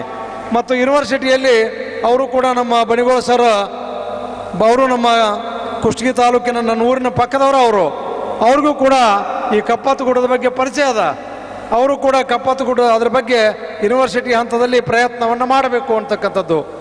ಯಾಕಂದ್ರೆ ಆಯುರ್ವೇದ ಕಾಲೇಜುಗಳು ಹಿತದೃಷ್ಟಿಯಿಂದ ಮತ್ತು ಭಾಳಷ್ಟು ಲೋಡ್ ಆಗೈತಿ. ಈಗ ನಮ್ಮ ರಾಜೀವ್ ಗಾಂಧಿ ಯೂನಿವರ್ಸಿಟಿ ಒಳಗೆ ಫಾರ್ಮಸಿ ಕಾಲೇಜು ಅಲ್ಲೇ, ಆಮೇಲೆ ಅಷ್ಟು ಈ ನರ್ಸಿಂಗ್ ಕಾಲೇಜುಗಳು ಅಲ್ಲೇ, ಆನಂತರ ಆಯುರ್ವೇದ ಕಾಲೇಜು ಅಲ್ಲೇ, ಹೋಮಿಯೋಪತಿ ಕಾಲೇಜು ಅಲ್ಲೇ, ಯುನಾನಿ ಕಾಲೇಜು ಅಲ್ಲೇ ಸರ, ಸಿದ್ಧ ಕಾಲೇಜು ಅಲ್ಲೇ, ಪ್ಯಾರಾಮೆಡಿಕಲ್ ಅಲ್ಲೇ, ಮೆಡಿಕಲ್ ಕಾಲೇಜು ಅಲ್ಲೇ. ಅದಕ್ಕೆ ಸ್ವಲ್ಪ division of administration, division of labour ಆದಾಗತ್ತ. ಆ ಹಿನ್ನೆಲೆಯೊಳಗೆ ತಾವು ದಯಮಾಡಿ ಇದನ್ನೊಂದು ಮೂಮೆಂಟನ್ನು ಕೈಗೆತ್ತಿಕೊಂಡು ನಮ್ಮಲ್ಲೇ ಉತ್ತರ ಕರ್ನಾಟಕಕ್ಕೆ ಭಾಳ ಅನ್ಯಾಯ ಆಗೈತಿ. ಬೇರೆ ಬೇರೆ ವಿಷಯದಾಗ ಇದು ಸಂದರ್ಭ ಅಲ್ಲ ಮಾತಾಡೋದು. ಉತ್ತರ ಕರ್ನಾಟಕದಲ್ಲಿ ಒಂದು ಆಯುರ್ವೇದ ಯೂನಿವರ್ಸಿಟಿ ಪ್ರಾರಂಭ ಮಾಡಲಿಕ್ಕೆ ತಾವು ತೀರ್ಮಾನ ಮಾಡಬೇಕು. ನಮ್ಮ ಸಂಕನೂರು ಸರ್ ಒಳ್ಳೆ ಅಕಾಡೆಮಿಷನ್ ಆಗಿರೋದ್ರಿಂದ ಸಾಕಷ್ಟು ಜನರ ನಾಡಿ ಮಿಡಿತವನ್ನು, ಆಮೇಲೆ ಅವರು ಕೂಡ ಈ ಎಲ್ಲ ಆಯುರ್ವೇದ ಕಾಲೇಜಿನ ಶಿಕ್ಷಕರು, ಪದವೀಧರರು, ಮತದಾರರಾಗಿರೋದ್ರಿಂದ ಅದು ಅವಶ್ಯಕತೆ ಐತಿ ಅಂತಕ್ಕಂಥದ್ದು. ನೋಡ್ರಿ, ಆಯುರ್ವೇದದ ಬಗ್ಗೆ ನಮ್ಮ ಅಜ್ಜವರು ಭಾಳ, ಅವ್ರ ಅಲೋಪತಿ ಬಗ್ಗೆ ಸಾಕಷ್ಟು ಜ್ಞಾನ ಇತ್ತು, ಅವ್ರಿಗೆ ಬೇಕಾದಿತ್ತು. ಆದರೂ ಕೂಡ ಅವರು ನಮಗೆ ಎಲ್ಲೆಲ್ಲಿ ಕಾಲೇಜು, ಮಠ, ಸಂಸ್ಥೆ ಅದಾವು ಅಲ್ಲೇ ಪಂಚವಟಿ ಬೆಳೆಸ್ತಿದ್ರು. ಪಂಚವಟಿ 5 ಗಿಡಗಳನ್ನು ಬೆಳೆಸೋದು. ಆ ಗಿಡದ ಕೆಳಗೆ ಕುಂತ್ರೆ ಏನೋ ಒಂದು ಶಕ್ತಿ ಬರ್ತದ, ಸಾಧನೆ ಆಗ್ತದ ಅಂತ ಹೇಳ್ತಿದ್ರು ಅಂತಕ್ಕಂಥದ್ದು. ಆಮೇಲೆ ನನಗೆ ಅವ್ರು ಹೇಳ್ತಿದ್ರು, ಒಂದು 300 ಎಕರೆ ಜಮೀನದ ಬಗ್ಗೆ ಮಾತಾಡೋ, ಅಲ್ಲೇ ನಾವೇ ಒಂದು ಫೆನ್ಸಿಂಗ್ ಹಾಕ್ತೀವಿ, ನಮಗಾದ್ರ ಓನರ್ಶಿಪ್ ಕೊಡೋದು ಬೇಡ, ಗಿಡ ಹಚ್ಚೋಣ ಅಂತ ಹೇಳ್ತಿದ್ರು ಸರ್ ಅವರು. ಒಂದು ನಮ್ಮ ತೀರಲ್ಲಿ ಒಂದು 30,000 ಗಿಡಗಳನ್ನ ಬೆಳೆಸಿದಾರ. 30,000 ಗಿಡಗಳನ್ನ ಭಾಳ ಊರಿನೊಳಗೆ, ಆಲಮಟ್ಟಿ ಡ್ಯಾಮ್ನೊಳಗೆ ನಮ್ದು 70 ಎಕರೆ ಜಮೀನದ. 70 ಎಕರೆ ಡ್ಯಾಮ್ ಸೈಟ್ನೊಳಗೆ 10,000 ಪ್ಲಾಂಟ್ಸ್ ಬೆಳೆಸಿದಾರ, ಅನೇಕ ಔಷಧೀಯ ಸಸ್ಯಗಳನ್ನ ಅಂತಕ್ಕಂಥದ್ದು. ಅದಕ್ಕೆ ಅವರು ಪರಿಸರ ಪ್ರೇಮಿಗಳಾಗಿದ್ದರು. ಆ ಹಿನ್ನೆಲೆಯಲ್ಲಿ ಅವರ ಆತ್ಮಕ್ಕೆ ನಾವು ಒಂದು ಚಿರಶಾಂತಿಯನ್ನು ಕೊಡಬೇಕಾಗಿತ್ತು ಅಂದ್ರೆ, ಮತ್ತು ಈ ಭಾಗಕ್ಕೆ ಆಯುರ್ವೇದಕ್ಕೆ ಬೆಳವಣಿಗೆಗೆ ಅನುಕೂಲತೆಯನ್ನು ಮಾಡಿಕೊಡ್ಬೇಕಾಗಿತ್ತಂದ್ರೆ ಆ ಯೂನಿವರ್ಸಿಟಿಯನ್ನು ಮಾಡಬೇಕು ಅಂತ ಈ ಸಂದರ್ಭದಲ್ಲಿ ಹೇಳ್ತೀನಿ. ಸರ್ ಇನ್ನೊಂದು ಮಾತು ಹೇಳಿದರು, ಇವತ್ತು ದೇವಸ್ಥಾನಕ್ಕಿಂತ ಗುಡಿ ಗುಂಡಾರಕ್ಕಿಂತ ದವಾಖಾನೆಗಳು, ವೈದ್ಯರು ಭಾಳ ಮುಖ್ಯ ಅಂತಕ್ಕಂಥದ್ದು. ಇವತ್ತು ಗುಡಿ ಗುಂಡಾರ ಇವು ದೇವಸ್ಥಾನಗಳಕ್ಕಿಂತ ಭಾಳ ಮುಖ್ಯ. ನಮಗೆ ನೋಡ್ರಿ, ನಾವು ಆ ಕಡೆ ಹೋಗುವಾಗ ಆ ಜರ್ಮನಿ ದವಾಖಾನೆ ನೋಡಿದ್ರೆ, ನಿಮ್ಮ ದವಾಖಾನೆ ನೋಡಿದ್ರೆ ಕೈ ಮುಗಿಬೇಕು ಅನಿಸುತ್ತಾ. ಯಾಕಂದ್ರೆ ಎಷ್ಟೋ ರೋಗಿಗಳು ಅಸಹಾಯಕರಾಗಿ ಬಂದು ದವಾಖಾನೆಯೊಳಗೆ ಬಂದು ಅಲ್ಲಿ ಪ್ರವೇಶವನ್ನು ಪಡೆದಿರ್ತಾರೆ. ಡಾಕ್ಟ್ರಿಂದ ಆರಾಮಾಗಿ ಬರ್ತಾರಲ್ರಿ, ಅವರು ಮನುಷ್ಯರಾಗಿ ಬರ್ತಾರ.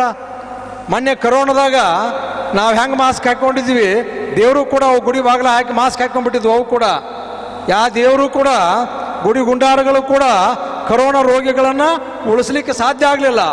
ಆದರೆ ನೀವು ಡಾಕ್ಟರ್ಸ್ ಕರೋನಾ ವಾರಿಯರ್ ಆಗಿ ನೀವು ಕೆಲಸವನ್ನು ಮಾಡಿದ್ರಿ, ವಿದ್ಯಾರ್ಥಿಗಳು ಕರೋನಾ ವಾರಿಯರ್ ಆಗಿ ಕೆಲಸವನ್ನು ನೀವು ಮಾಡಿದ್ರಿ. ಅದಕ್ಕೆ ಆಧುನಿಕ ಕಾಲದ ದೇವಾಲಯಗಳು ಅಂತಂದ್ರೆ, ಗುಡಿ ಗುಂಡಾರಗಳು ಅಂತಂದ್ರೆ ನನಗೆ ಆಸ್ಪತ್ರೆಗಳು, ಶಾಲೆ ಕಾಲೇಜುಗಳು ಅನಿಸುತ್ತಾ. ಆಮೇಲೆ ವೈದ್ಯರ ಡಾಕ್ಟರ್ ದೇವರು ಅಂತ ಅನ್ನಿಸ್ತದ. ಸಂಸ್ಕೃತ ಶ್ಲೋಕನೂ ಕೂಡ ಆ ಹಿನ್ನೆಲೆಯಲ್ಲಿ ಅದ ವೈದ್ಯೋ ದೇವೋ ಭವ ಅಂತ ತಾವು ಹೇಳ್ತೀರಿ. ಆ ಹಿನ್ನೆಲೆಯೊಳಗೆ ತಾವು ನನ್ನ ಎರಡು ಮಾತುಗಳನ್ನು ತಾವು ಗಂಭೀರವಾಗಿ ತೆಗೆದುಕೊಂಡು ಆಲೋಚನೆ ಮಾಡ್ತೀರಿ ಅಂಥೇಳಿ ಈ ಸಂದರ್ಭದಲ್ಲಿ ನಾನು ಮಾತನಾಡಿ, ನನಗೆ ನಾಳೆ ನಾನು ಊರಲ್ಲಿ ಇಲ್ಲದೇ ಇರೋದರಿಂದ ಇವತ್ತು ಬಂದು ಭಾಗವಹಿಸಿ ಹೋಗಬೇಕಾಗಿರೋದ್ರಿಂದ ನನಗೆ ಅವಕಾಶ ಮಾಡಿಕೊಟ್ಟದಕ್ಕೆ ಸಂಘಟಕರಿಗೆ ಕೃತಜ್ಞತೆಗಳನ್ನು ಹೇಳಿ ನನ್ನ ಮಾತುಗಳನ್ನು ಮುಕ್ತಾಯ ಮಾಡ್ತೀನಿ. Thank you for your kind words. Now it's time to honor S.S. Pattan Shetty sir by the dignitaries.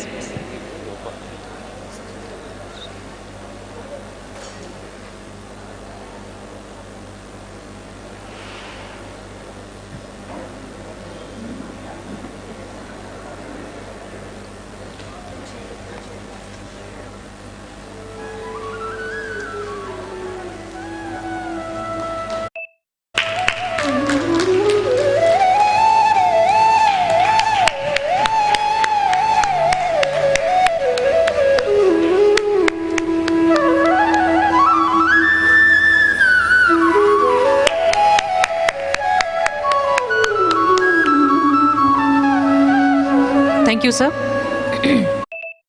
Now I request Dr. U.V. Purat, sir, President of today's function, for his presidential remarks.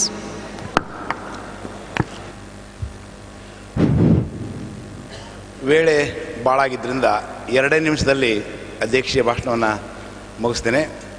ಪ್ರಾತಸ್ಮರಣೀಯ ಜಗದ್ಗುರು ಶಿವಾನಂದ ಸದಾಶಿವಾನಂದ ನಂದೀಶ್ವರ ಮಹಾಸ್ವಾಮಿಗಳನ್ನು ಭಕ್ತಿಪೂರ್ವಕವಾಗಿ ನಮಸ್ಕರಿಸಿ, ತತ್ಸ್ವರೂಪಿಗಳಾಗಿರ್ತಕ್ಕಂಥ ಜಗದ್ಗುರು ಅಭಿನವ ಶಿವಾನಂದ ಮಹಾಸ್ವಾಮಿಗಳನ್ನ, ಸದಾಶಿವಾನಂದ ಮಹಾಸ್ವಾಮಿಗಳನ್ನು ನಮಸ್ಕರಿಸಿ, ವೇದಿಕೆ ಮೇಲೆ ಆಸೀನರಾಗಿರ್ತಕ್ಕಂಥ ಮತ್ತು ಈ ರಾಷ್ಟ್ರೀಯ ಆಯುರ್ವೇದ ಸಮ್ಮೇಳನ ಉದ್ಘಾಟಿಸಿ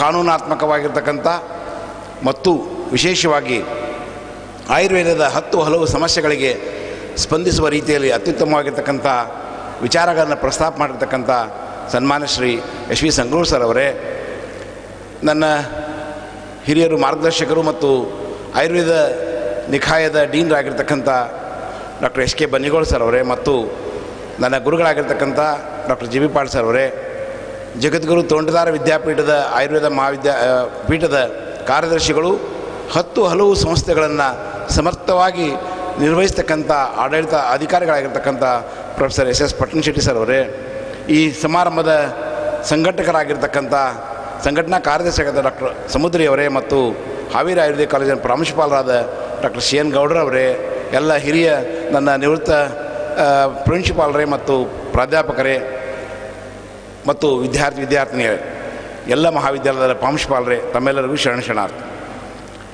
5 ಕಡೆ ಇವತ್ತು ರಾಷ್ಟ್ರೀಯ ನಡೀತಾ ಇದೆ.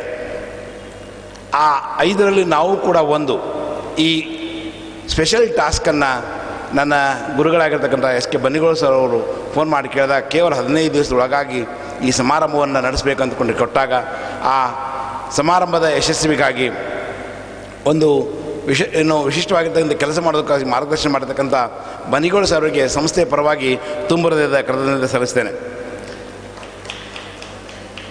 ಇವತ್ತು ಆತ್ಮೀಯರೇ, ಭಾಳ ವಿಷಯಗಳು ಚರ್ಚೆ ಆಗ್ಯಾವ, ಇನ್ನೂ ಚರ್ಚೆ ಆಗೋದಾವ.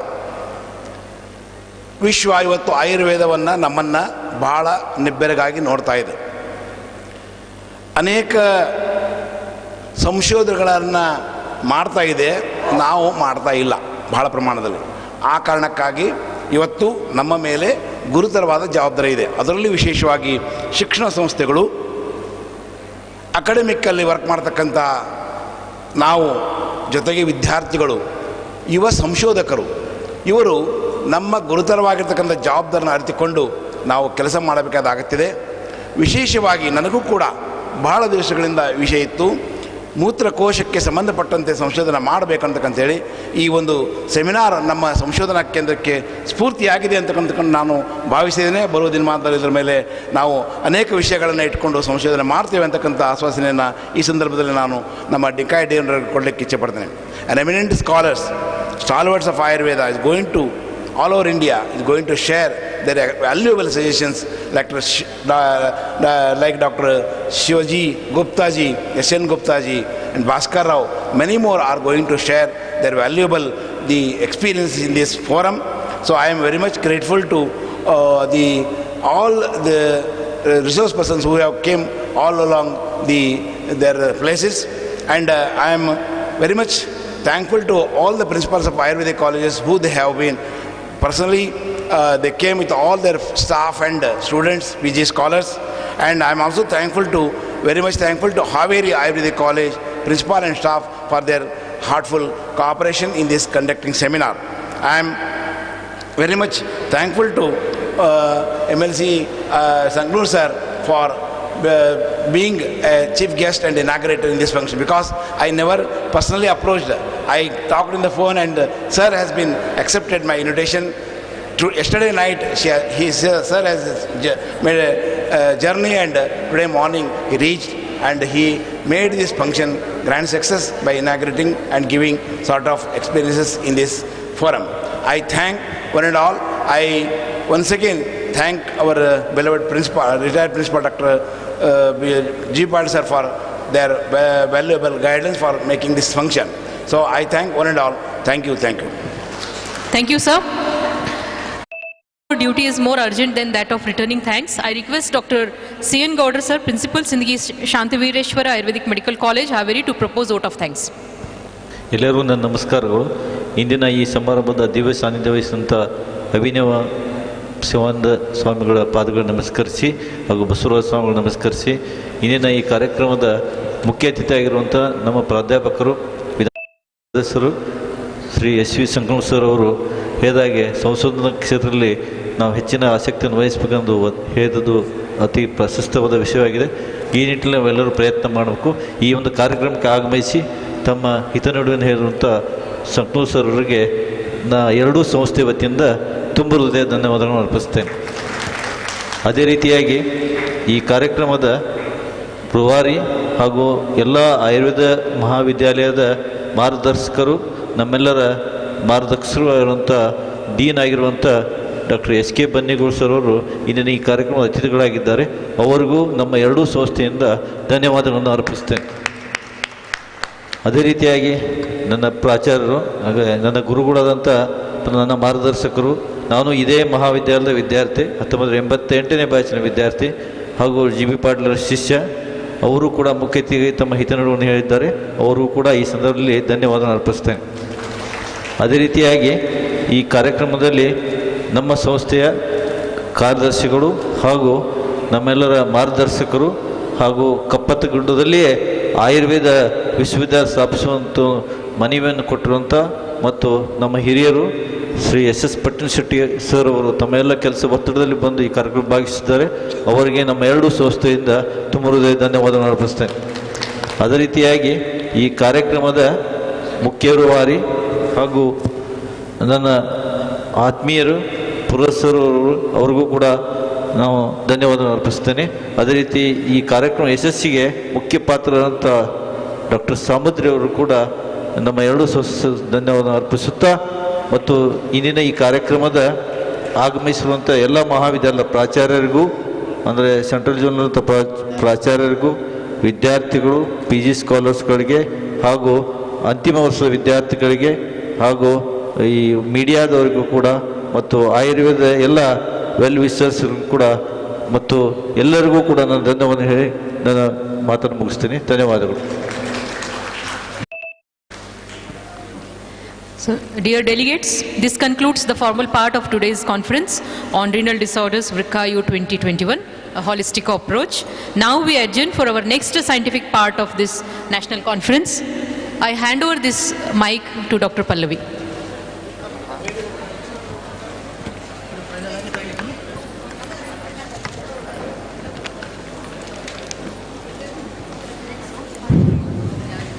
Good afternoon to everyone.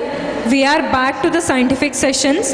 Let us begin with the second scientific session on clinical examination and investigations in renal disorders by Dr. Bhaskar Rao sir.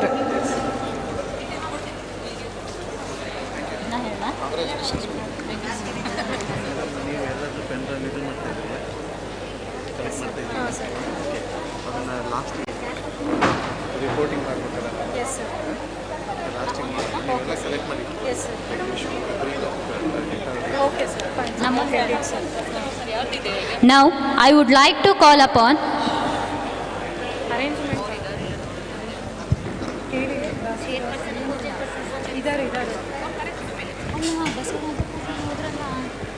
ಅವ್ರು ಕರೆಕ್ಟ್ ಬಿಡ್ರಿ ಎಲ್ಲಿದ್ದಾರೆ ಅವರು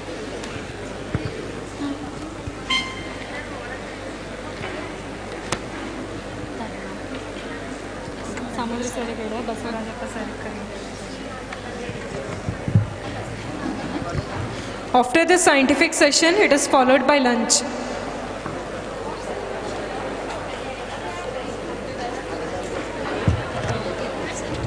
We request all the delegates to be in the hall.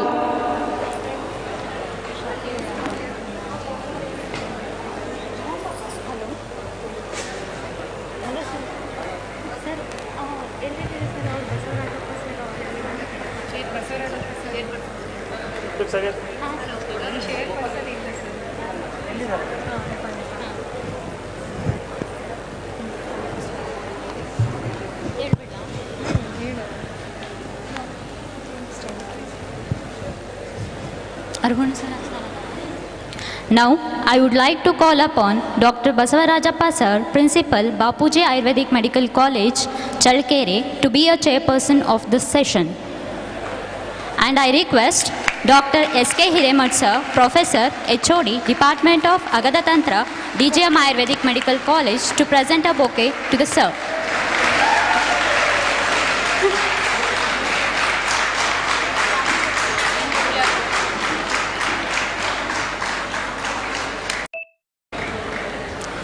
I call upon Dr. Ravi Kumar Arhunsi Sir, Professor, HOD, Department of Kaya Chikitsa, Sanjivani Ayurveda College, Hubli, to be the co-chairperson. And I request Dr. S.K. Hiremat Sir, Professor and HOD, Department of Agata Tantra, to present bouquet to Dr. Ravi Kumar Sir.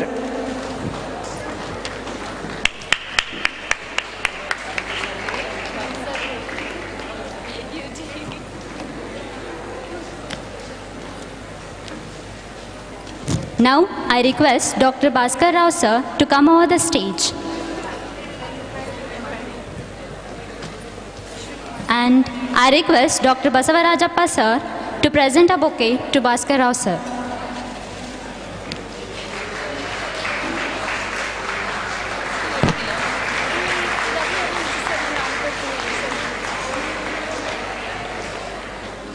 Thank you, sir. I request Dr. Tejashwini Hiremat to introduce Dr. Bhaskar Rao Sir. Dr. Bhaskar Rao Sir completed his BMS degree from Government Ayurvedic Medical College, Vijayawada in the year 1999 and completed his MD in Roganidana from National Institute of Ayurveda, Jaipur in the year 2002. Presently working as an Associate Professor, Department of Roganidana at Venkateshwara Ayurveda Medical College, Tirupati. Sir has presented papers at various international and national conferences, published articles in various national and international journals. Sir was a resource person in various conferences. He has written a book entitled ECG in 7 days for students and practitioners. His area of interest is teaching new technologies in diagnosis, instruments and investigations. With this brief introduction, I hand over the session to Dr. Bhaskar Rao Sir. Over to you, sir. Thank you very much.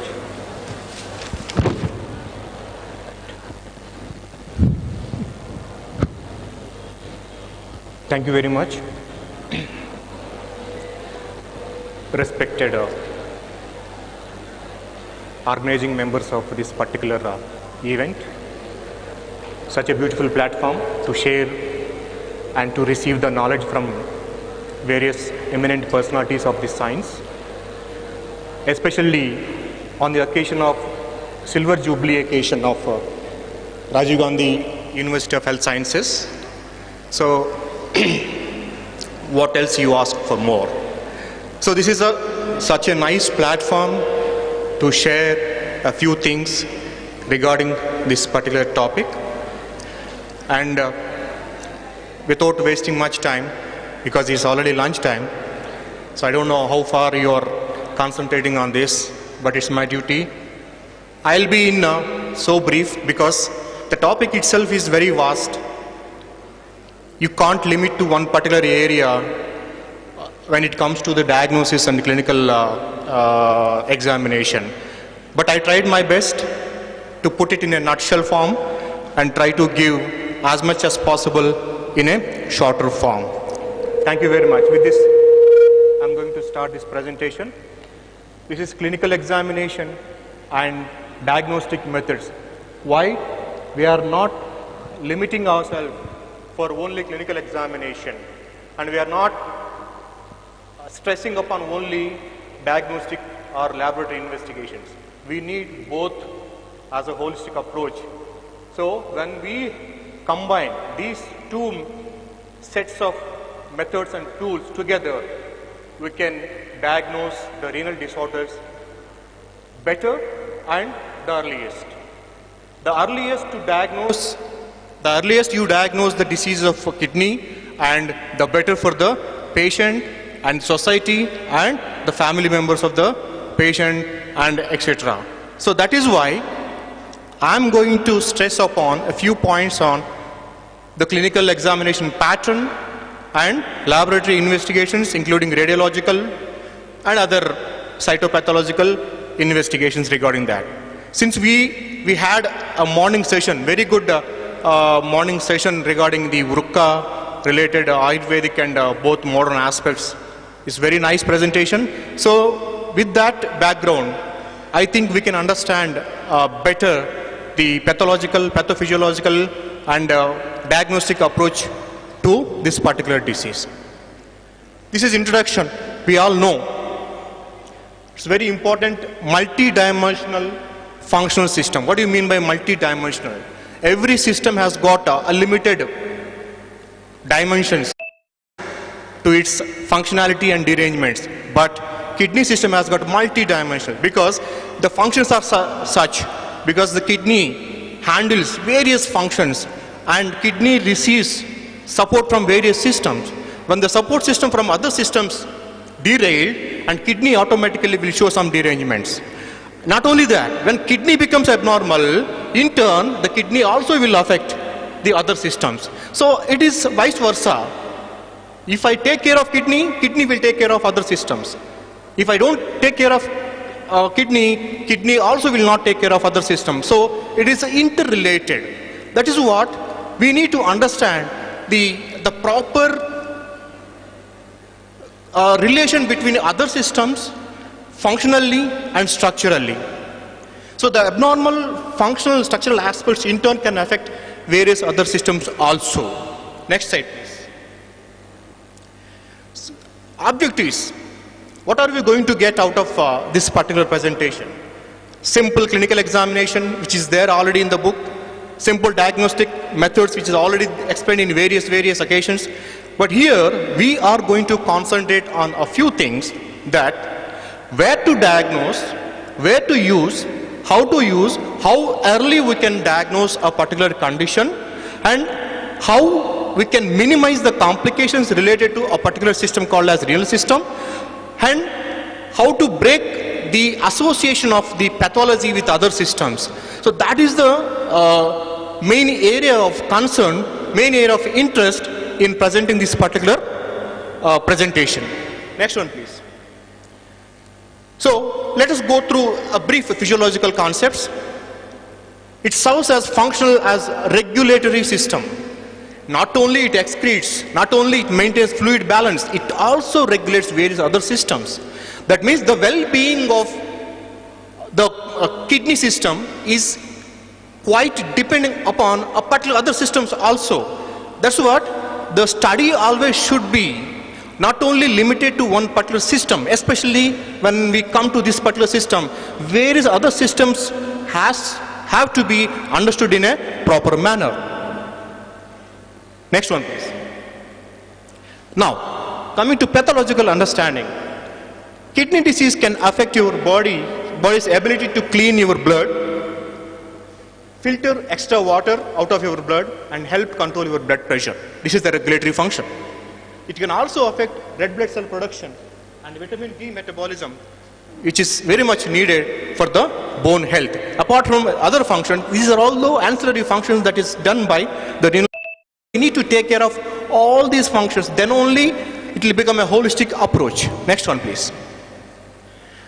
Again, coming to pathological understanding, first of all, we need to focus on which area is damaged, which system is associated, how far the damage has gone, then only we'll come to know what kind of disease, in which stage the disease is. Simply renal disease, RFT, renal function test, that will not help us. The renal function test is just a simple part, a tiny drop out of a big ocean. So the main focus should be on how to understand in a various aspects of this particular disease, so that we can minimize our time and effort to diagnose this particular disease. So the diseases can be classified based on onset and severity and duration. So this is acute and chronic. Usually acute disorders are onset will be short and duration will be short, and exactly the disease also curable. But the only thing is, you need to identify these particular acute conditions within time, within stipulated time. Otherwise, these conditions, again, they may end up in becoming chronic.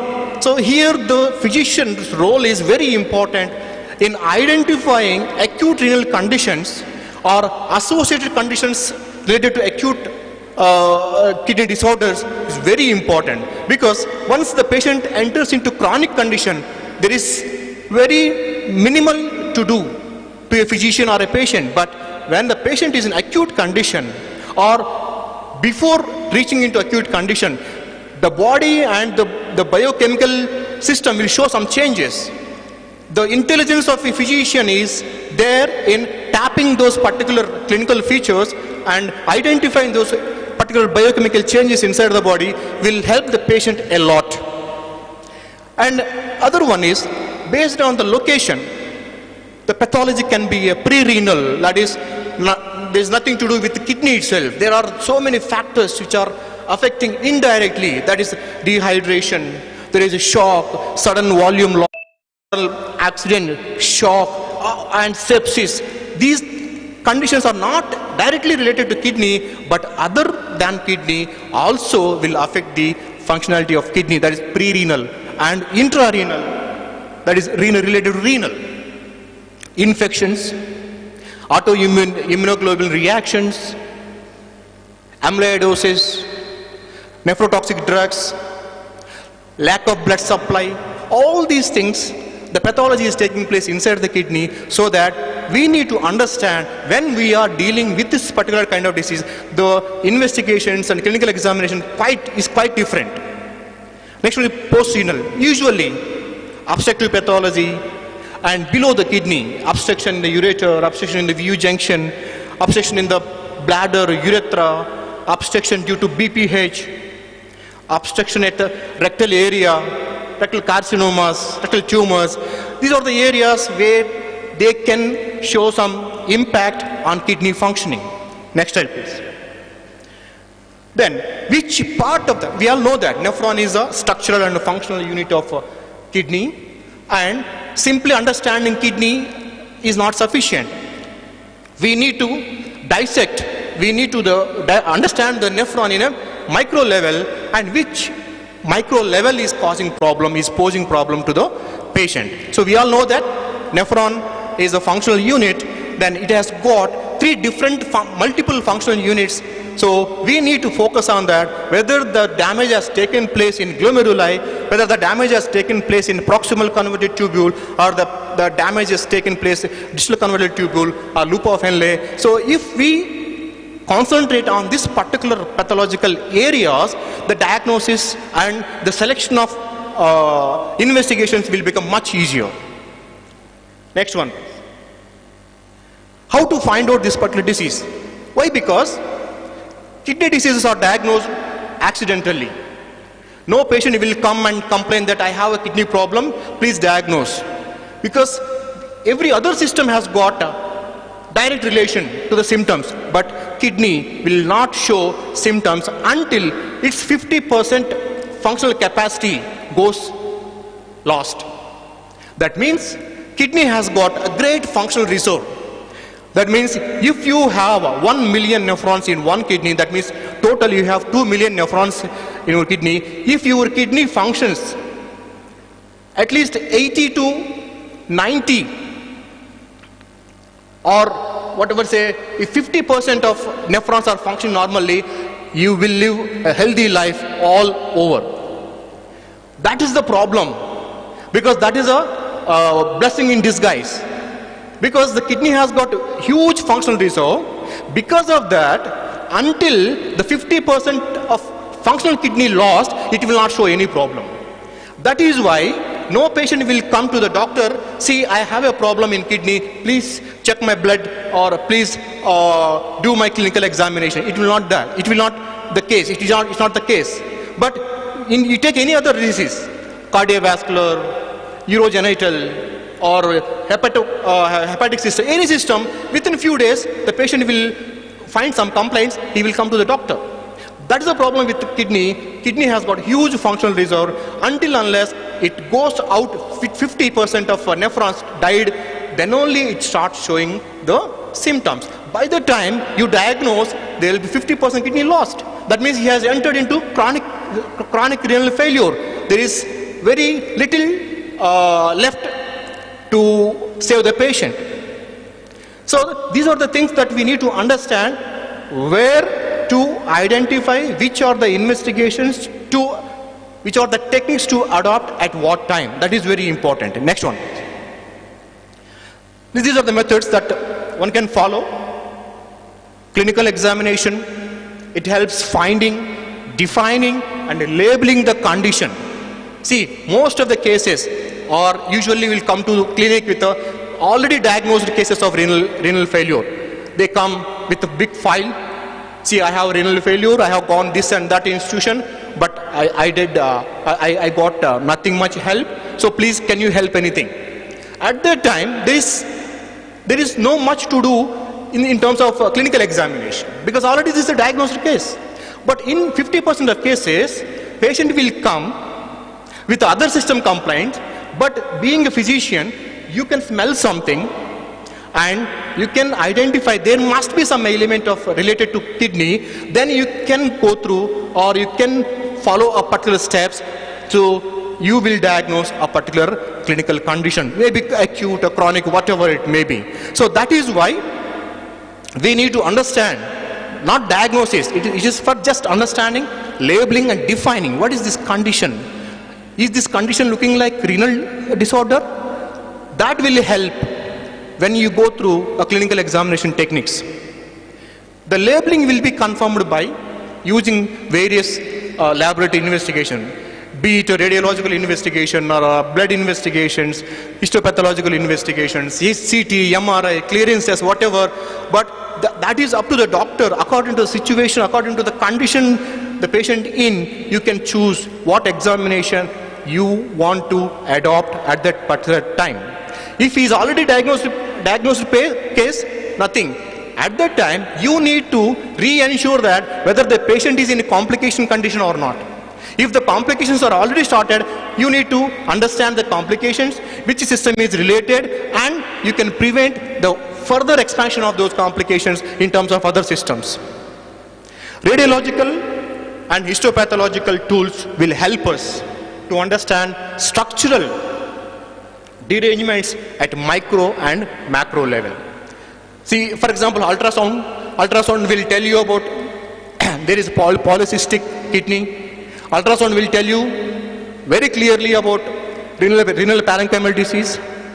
Ultrasound will tell you any obstructive uropathology, like that. But renal biopsy, renal histopathological investigations will tell you about what kind of changes are happening inside the nephron, what kind of changes are happening inside the proximal convoluted tubule, what kind of changes are happening inside the distal convoluted tubules. These changes are reversible or non-reversible. What kind of the progress the patient will have with this particular disease. All these kinds of information we get with the help of these investigations. Next. Now coming to clinical examination. It plays a major role identifying the hidden features Just like any other system examination, this system also involves mainly inspection, palpation, percussion, and auscultation. These all 4 techniques we can use elaborately in the examination of kidney diseases. Next one, please. Assess the patient from the end of the bed. Before talking to the patient, once the patient comes to the clinic or hospital, is already admitted in the hospital, just with the help of inspection, you can identify whether the patient is already diagnosed or not. Is there any associated features that you can directly assess the patient is having kidney disease? Like there is a urinary bag at one end of the cot. Sometimes there is a catheter, and sometimes there is some particular cannulas. So these will tell that this patient is already diagnosed with a case of renal disorders. But we need to know what kind of diseases those are this patient is suffering from. So that will, on inspection, those information will help us assess grossly what kind of problems the patient might have at the onset. Then, skin is a very important structure for renal diseases because the skin manifestations, the renal manifestations of over the skin is very much widely seen because the lots of urea and nitrogen substances there in the blood, stagnated in the blood without being removed. So they go and settle in subcutaneous and dermis and epidermis. So most of the cases, especially chronic kidney diseases, you can find skin conditions. So maybe some ulcers, maybe some lacerated wounds, there may be some kind of petechiae, hemorrhagic patches. Like that, so many skin manifestations we can observe according to the condition of the renal disorder in a patient.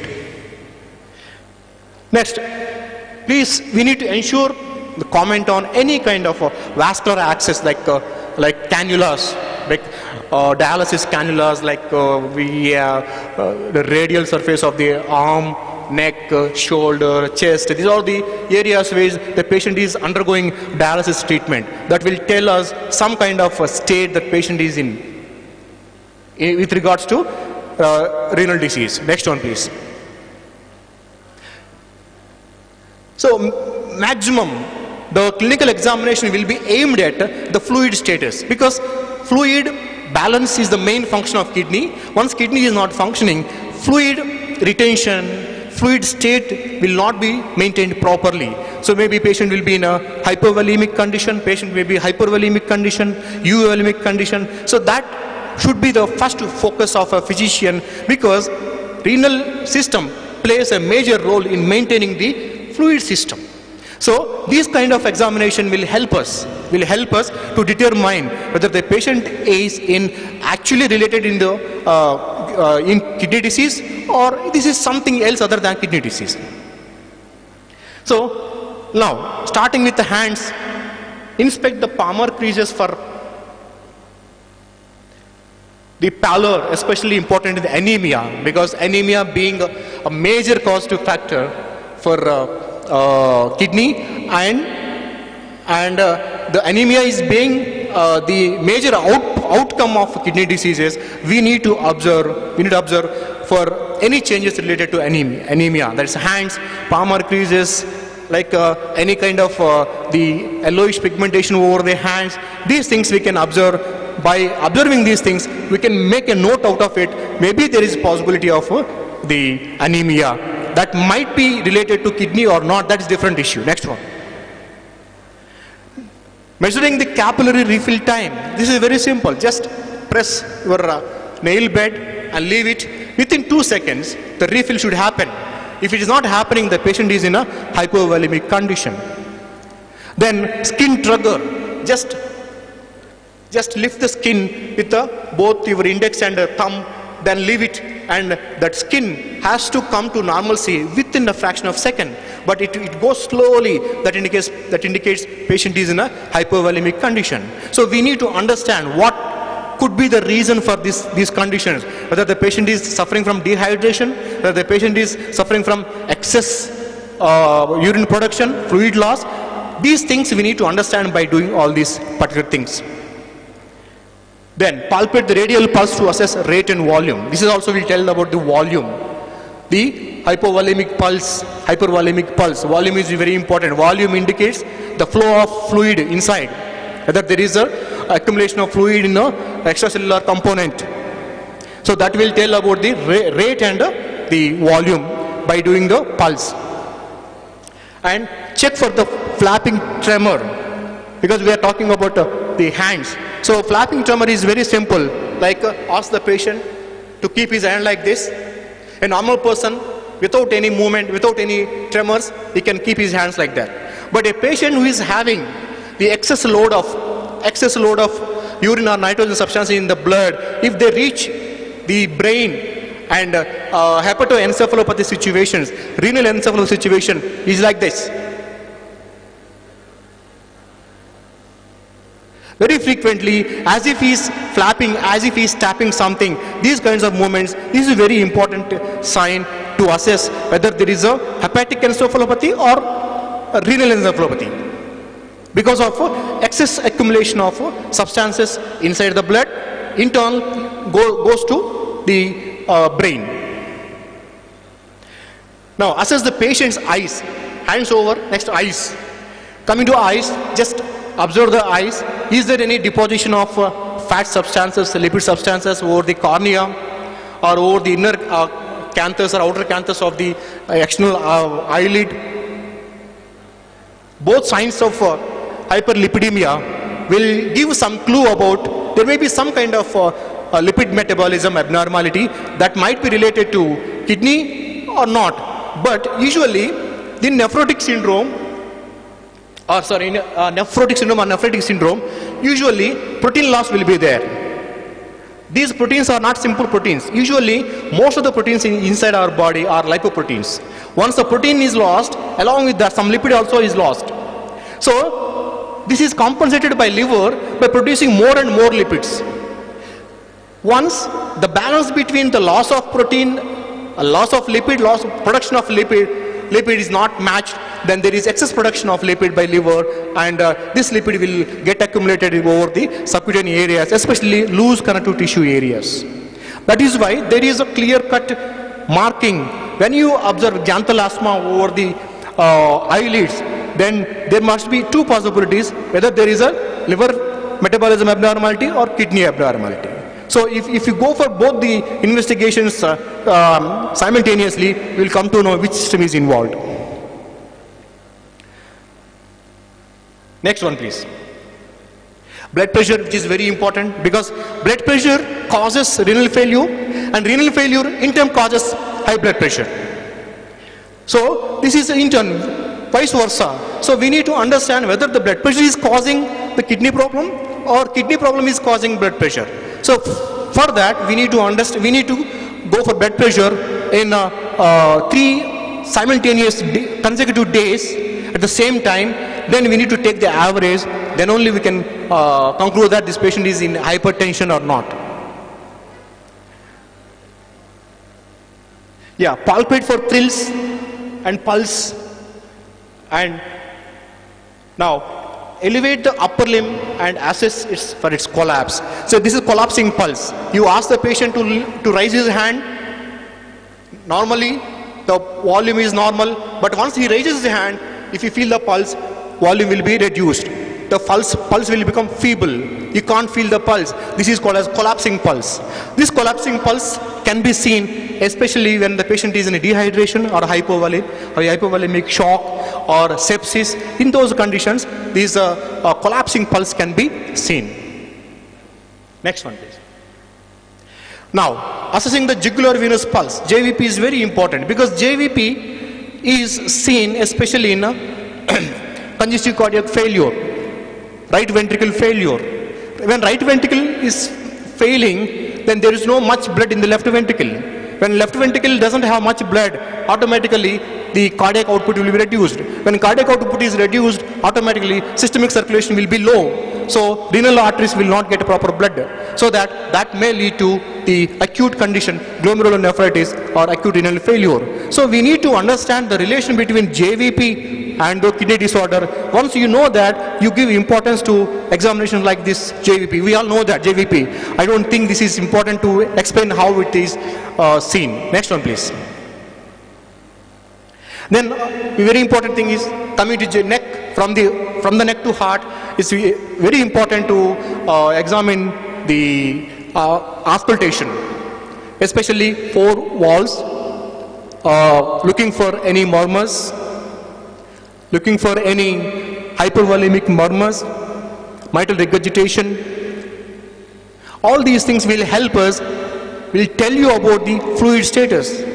And auscultating the lungs, say for example, if the lung is filled with the fluid, because of the fluid, high fluid retention, when kidney is not being eliminated,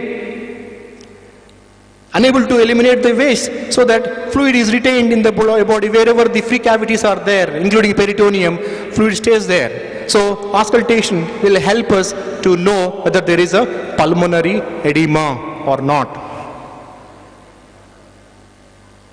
Next one, please. Like coming to abdomen, look out for any evidence of distension or visible masses. And look for any kind of scars, previously surgical scars, kidney transplantation scars, like any other injuries to flank region or any laser surgical scars. That will give you quite a bit idea what kind of the procedures the patient might have gone through. Next one, please. Then palpating kidneys, we all know that. And percussion of the abdomen. The percussion is very important to know whether there is a fluid accumulated in the peritoneal cavity, that is ascites, shifting dullness and all those things. And finally, coming down, you need to observe, is there any distension over the bladder?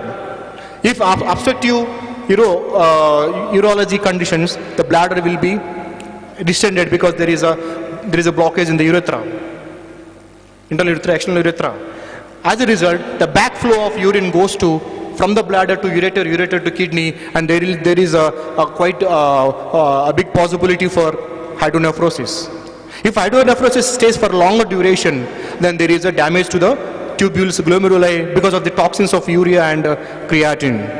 So look out for any visible distension over the bladder area, so that will give you a clue related to the condition that patient is in. Next one, please. Now, legs. Assessing peripheral edema, which is very important because kidney is all about the edema, because it is more or less related to fluids. The fluids are accumulated especially in the lower parts because of the gravity. So we need to assess up to what extent the edema has spread. What kind of edema is it? Pitting or non-pitting edema? It's a unilateral or bilateral. This edema is related to congestive cardiac failure or left ventricle failure or right ventricle failure, left to right or kidney. This kind of analysis should be done before going into the conclusion. Next one, please. Completing the examination. Blood pressure readings should be taken regularly, especially for 3 days in the same time. We need to take the average. Then we need to assess what kind of abnormality this is systolic high or diastolic high, and whether there is any match between blood pressure and volume, blood pressure and urine output, blood pressure and any murmurs which are seen over the chest. And distal rectal examination if needed. If the patient is having a previous history of prostate enlargement, then this is better to assess the prostate structure, feeling the structure by distal examination of rectum. And fundoscopy, if there is any changes in fundoscopy like retina, then because of this hypertension, and there may be pathological changes seen in over retina, that can tell you the duration of the pathology, since how long this patient may be suffering from, because retinopathy will not occur overnight, so it takes time. So if there is any changes, fundal changes or any retinal changes through fundoscopy, though we need to assess what kind of pathology, since how long this pathology is taking place. Next one, please. Now, coming to the second set is the lab diagnosis. So, right now we have done some clinical examination related to a particular systems. Clinical examination should be aiming at cardiovascular abnormalities and fluid abnormalities. So all the system, all the methods I have explained right now, they are focusing on these two. So that what extent the system has involved in a pathology of kidney disease. Now coming to lab investigation. There are so many lab investigations, but very few people understand which investigation is to be used at what time. Usually we go for simply write RFT. If we have any doubt, we go for RFT. So that may help sometimes, sometimes that may not, because RFT contains the urea, creatinine, and urine protein, etc. But more than 50% of kidney is damaged, then only the RFT will come into life. Before that, there are certain examinations. By adopting those investigations, we can save a life of a patient. At least we can give a quality life to the patient. Yeah, the test measures the level of waste products called creatinine in the blood. Various other investigations are also helpful along with the lab investigations, that is radiological investigation, as I mentioned, ultrasound, X-rays, MRI, CT, etc. Next one, please. This is very important. Which investigation, when to do? So, these investigations usually, general investigations. If we have a general doubt, the doubt is not a specific one, then go for simple RFT. Serum creatinine, serum urea, or blood urea, and protein, etc., etc. That is fine. But if you are suspecting some area of kidney, then the protocol is going to change. That is, clearance tests plays a major role, and GFR test plays a major role. If you want to save the patient, if you have any doubt whether this patient may be suffering from this, or else if the patient is a chronic diabetic person, if the patient is suffering from chronic hypertension, instead of going for RFT, just go for GFR. What is GFR? This is just a filtration rate. What is this filtration rate? I'll give you an example. How much filtration rate will take place? Normally, the cardiac output is 5 to 6 liters. That means, in 1 minute, the heart can pump 5 to 6 liters of blood, out of which 20% of blood directly will go to kidney. See, 20% of cardiac output will go to kidney. That means how important the renal system is. 20%. That means how much? In 5 liters, take 5 liters is cardiac output. What is the 20% of 5 liter? 1 liter. 1 liter. 1 liter of blood is entering into kidney every minute. Every minute. So, 1 liter per minute, how many liters per 1 hour? How many liters per 1 hour? 60 liters. 60 liters blood is going to kidney in 1 hour. How many liters per day? Just you multiply 60 into 24. So, that much blood will be going to kidney every day. That means, out of which 0.1% will be formed as urine. 0.1% of blood that has entered into kidney will be formed as urine. 99.9% will be reabsorbed. The entire pathology is here. If the reabsorption is not happening properly, there is more urine.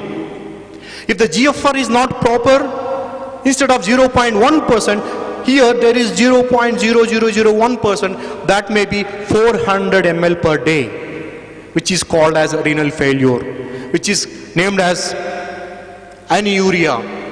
Anything less than 400 ml is patient is passing, that is anuria. In between 1.5 to 400, it is called as oliguria. If it is more than 1.4 or 1.5, this is called as normal urine. So the entire process, entire physiology or pathology, depending upon how much blood is being entered into the nephron. So that means 60 liters per hour into 24, that is the amount of blood is entering into the kidney, out of which 0.1% only excreted remaining, because the kidney knows if everything goes out, the person will die within 1 hour. So 99.9% will be reabsorbed. So remaining that only, the kidney will eliminate precisely what to be eliminated, what to be reabsorbed. This entire circus is taking place. That's what it is called as supercomputer. The nephron is supercomputer. Which ion to be taken in, which ion to be exchanged, how much water is taken in, how much water to be excreted, according to the condition of extracellular volume, according to the condition of pH of the body, according to the conditions of the requirement of the body. That is where the entire pathology is happening. So we need to understand there are 3 important sites where pathology takes place. One is glomerular. That is why we need to assess GFR. GFR, usually it is 90 to 140 ml per minute normally. This GFR goes down as you age. If it is below 60, that means you are in soup. That means there may be something wrong with your GFR. If it is below 15, that means you are gone. 15 ml per minute is being filtered from your kidney, means that means you should be approaching dialysis. That means that is where we can find out this GFR. How to know this GFR? Simple thing. Just go for serum creatinine level. Serum creatinine level. And just there is a equation. There is a formula which is available everywhere in the net. Just put that value in that formula. That is age divided by weight divided by age and this serum creatinine. So it will tell what is your GFR. If GFR is known early, especially in patients who are diagnosed diabetes, chronic cases of diabetes or early cases of diabetes, this is one investigation will save the patient's life. The second one is not urine protein, it is a microalbumin. Microalbumin is an albumin which is not filtered, but very minute levels, even very minute levels of microalbumin is seen in the urine. That means you have started the process of renal failure. We don't know the reason. We need to find out the reason later. So these are the 2 investigations, basic investigations. Instead of going for RFT, just urine microalbumin and GFR. For GFR, we need to go for just serum creatinine. It costs 200 rupees, that's it. No need to go for all this much investigations. Just take that number, put that number in that particular equation, the formula. This formula is available. How to calculate GFR? It is available online. Because I can tell that because that's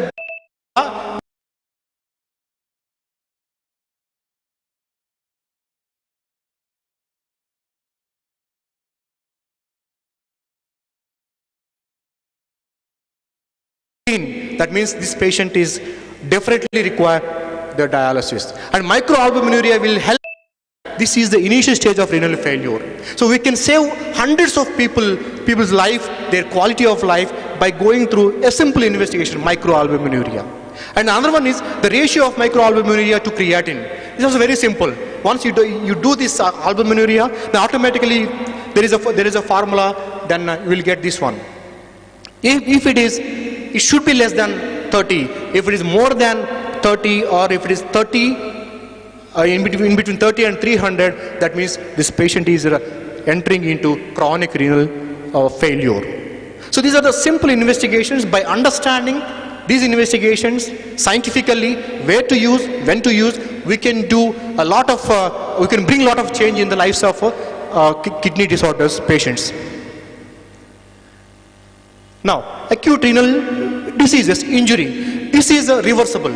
We don't need to worry about acute renal because the impact is short time, and the clinical features also, they appear very early. So clinical features appear very early because the patient pass urine, a thick urine, and patient sometimes find blood in urine.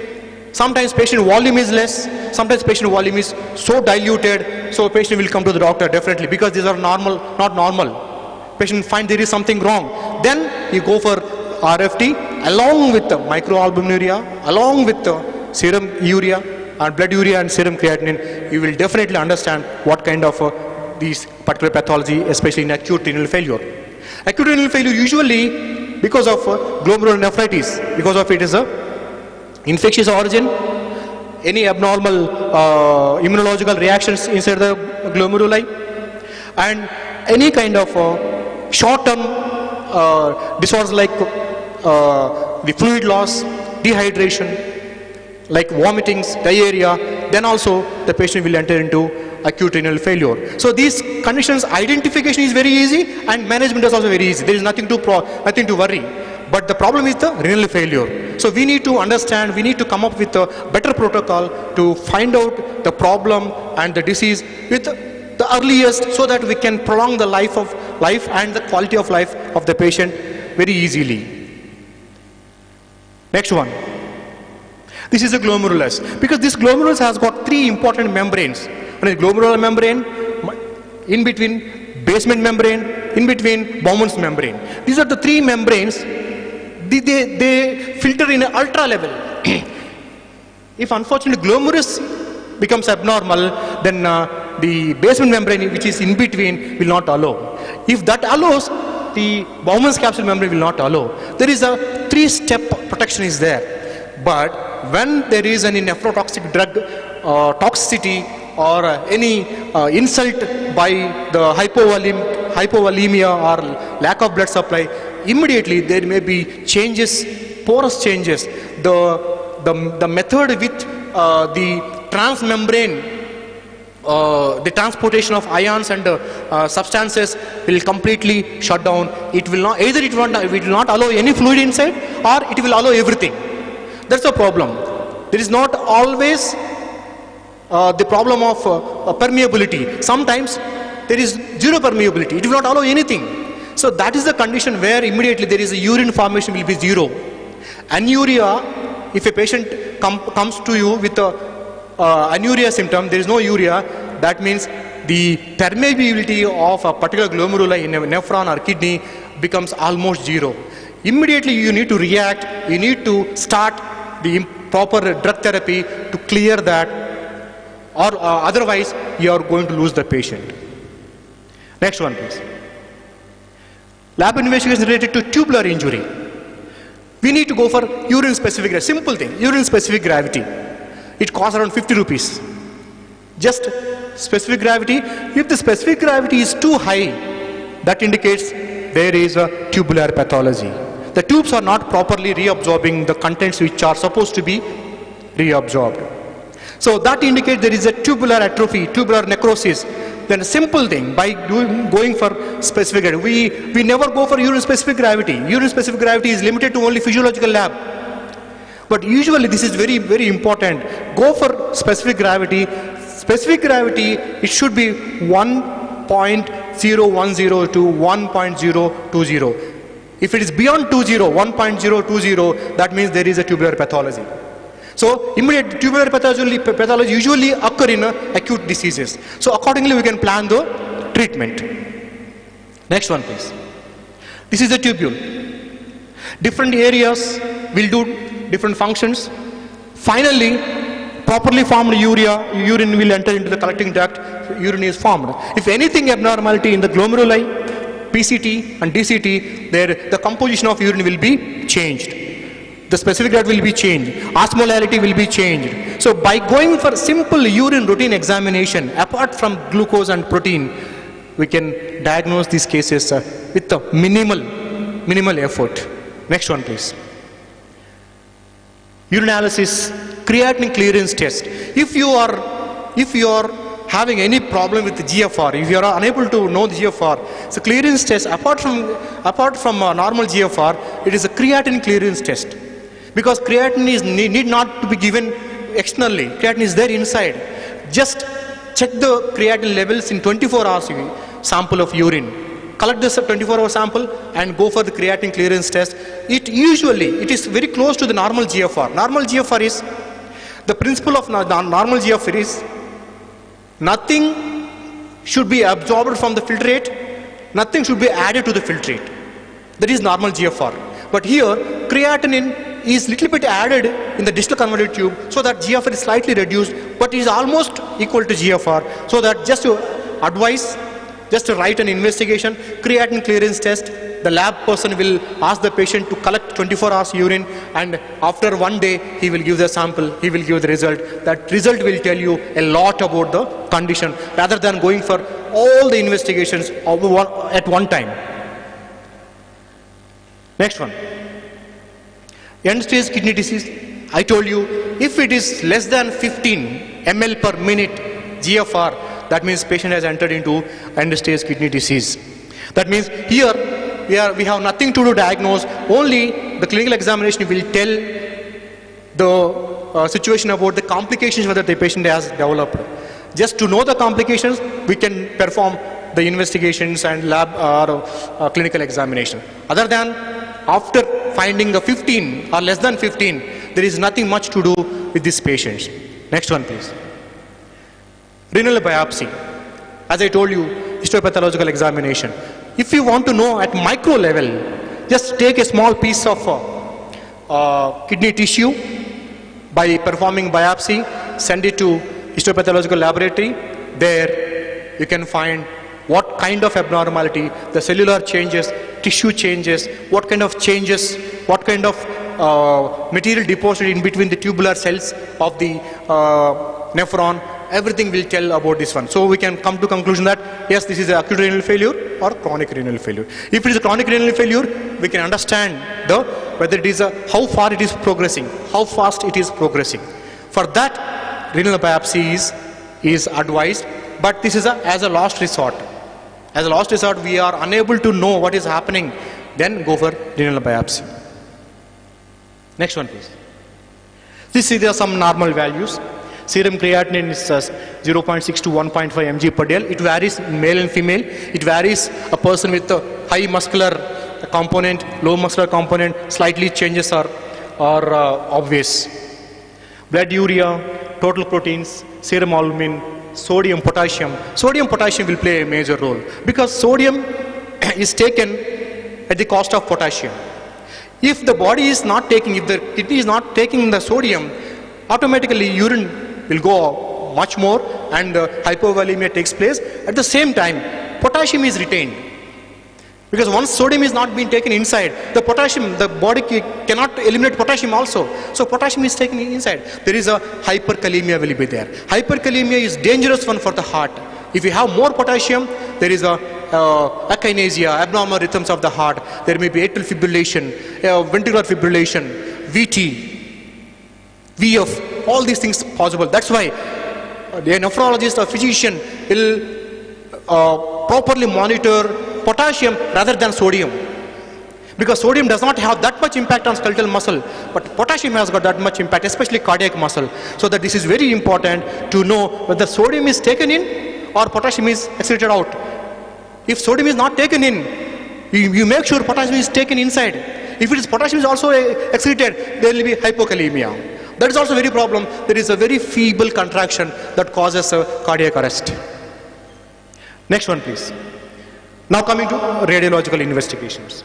So we know with radiology, there are so many patients, because I do ultrasound in my hospital. Patient is normal, no previous history. Suddenly patient is advised for ultrasound scan for something else, then patient will be found like having polycystic kidney disease. What is the polycystic kidney? Most of the kidney has got cysts. The cysts are filled with liquid. What is happening here is the functional area of the kidney is replaced by a wastewater. That means if a kidney should have 1 million nephrons, in a polycystic kidney patient will be having only 1 lakh nephrons. Only 10% of nephrons are alive. Because of this, moreover, cysts all over the kidney, then functional area will be very much less. Obvious, this is very obvious that kidney function will be hampered and damaged. Next, the second one is very important. Every 100 cases of the ultrasound, 1 case you find renal parenchymal disease. What is this? Renal parenchymal disease means the functional nephrons are replaced by scar, fibrous scar. I'll show you the image. That means once the nephron filled with the fibrous tissue, that function, the nephron is no more useful to the body. Next one, this is a polycystic kidney. This is a normal one. This is a polycystic kidney. So entire kidney is filled with small cysts. Patient doesn't know until he gets a scan for something, some problem else. So this is until unless the 70 to 80% of nephrons are gone, then only patient will show some changes, hypertension. The first thing the patient will come to the doctor without any reason, without any family history, is a hypertension, especially at a younger age. If a person coming at 25 years, severe hypertension, that is 180 by 140, 250 by 180, that means you need to suspect whether there is a pathology inside the kidney. That should be, if any pathology in kidney, that should be polycystic kidney disease. This is a ultrasound. You see, ultrasound kidney is a cross section of ultrasound kidney. So you can see all black areas. In ultrasound, black area means water. So entire kidney is filled with water. Only 10% of kidney is left with the functioning nephrons. Next one, please. This is renal parenchymal disease. I told you, in 100 cases, 1 case will be renal parenchymal disease. What is the differentiation? See, this is the first one, normal one, that is abnormal one. This is called as poor corticomedullary differentiation. This is called poor corticomedullary differentiation. This is the hallmark of this renal parenchymal disease. See this one.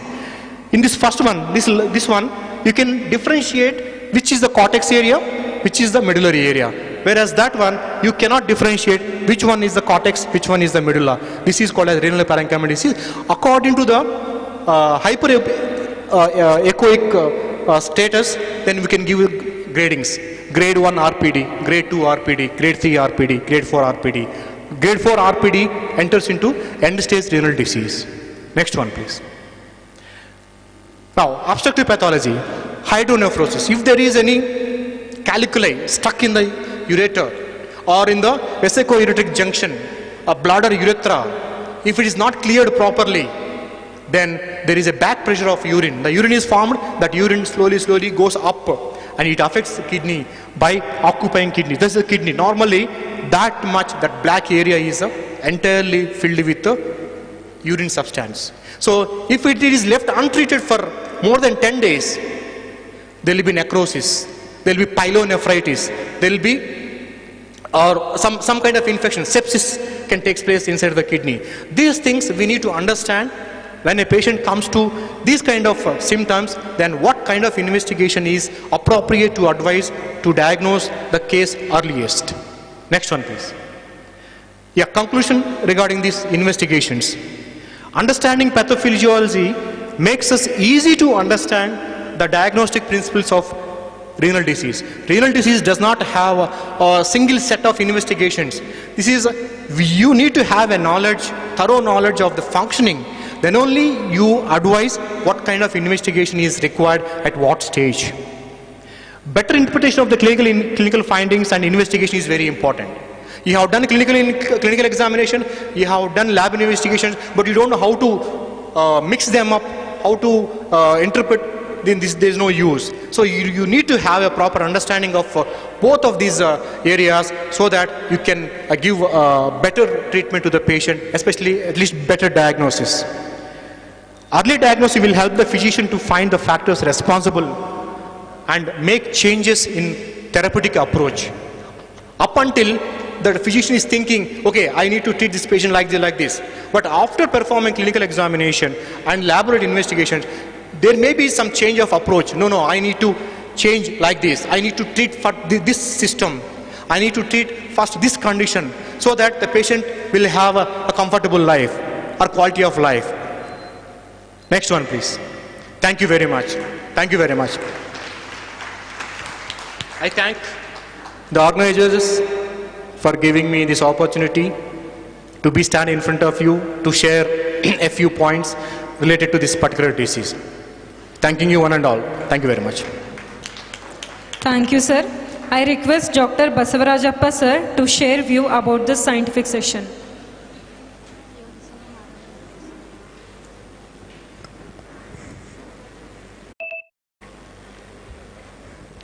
Shri Gurubhyo Namaha. Namaste to all my teachers. There is a saying in Charaka Samhita, Roga Madhav Parikshe Tadanantaram Aushadam. First we have to diagnose the disease. I really appreciate Dr. Bhaskar Rao, who has given a complete comprehensive understanding of renal disease by explaining physiology, pathophysiology, even the clinical examination. So without understanding the pathophysiology, we can't understand the disease. So he has narrated the things very well. In this particular juncture, all the delegates who sat very silently, even feeling hungry, those who are really hungry of knowledge, they sat very silently to listen Dr. Bhaskar Rao's lecture. I really appreciate his explanation. He took into a particular kind of understanding the renal disease in a modern way. As we are Ayurvedic fellows, even by just simple examinations like Ashtavida Pariksha and Shadvida Pariksha, in the basic level we can understand. But to the extended aspect of renal disease understanding, really gave a very good information about the renal disease examination. I thank all of you for giving me an opportunity to speak in this particular dais. Thank you. Thank you, sir. I request Dr. Ravi Kumar, sir, to present his views about this scientific session.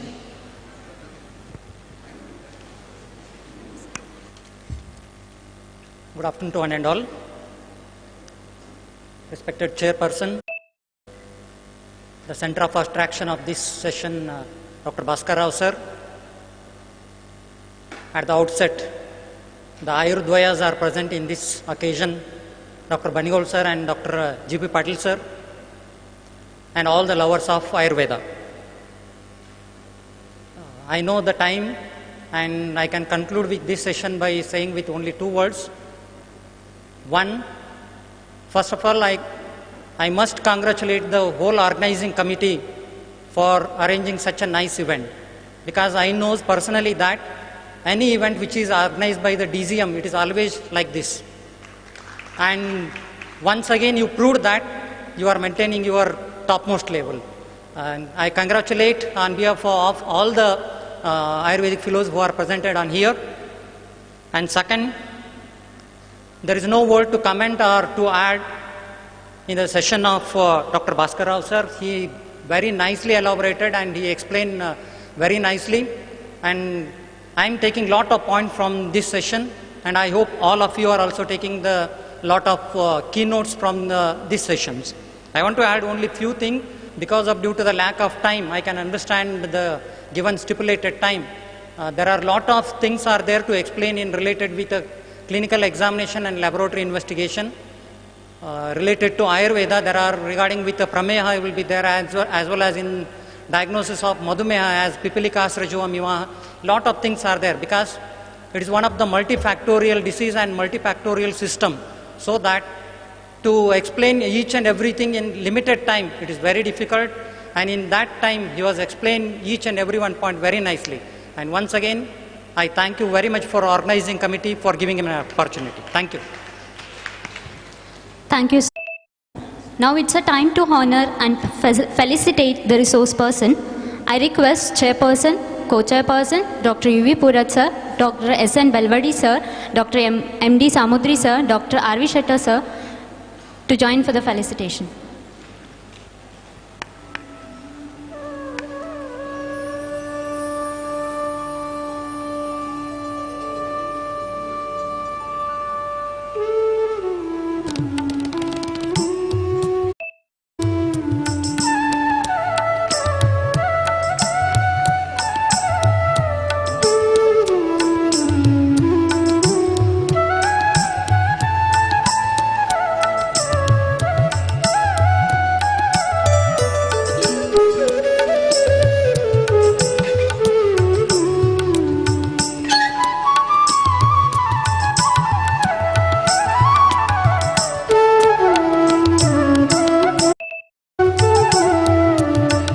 sir.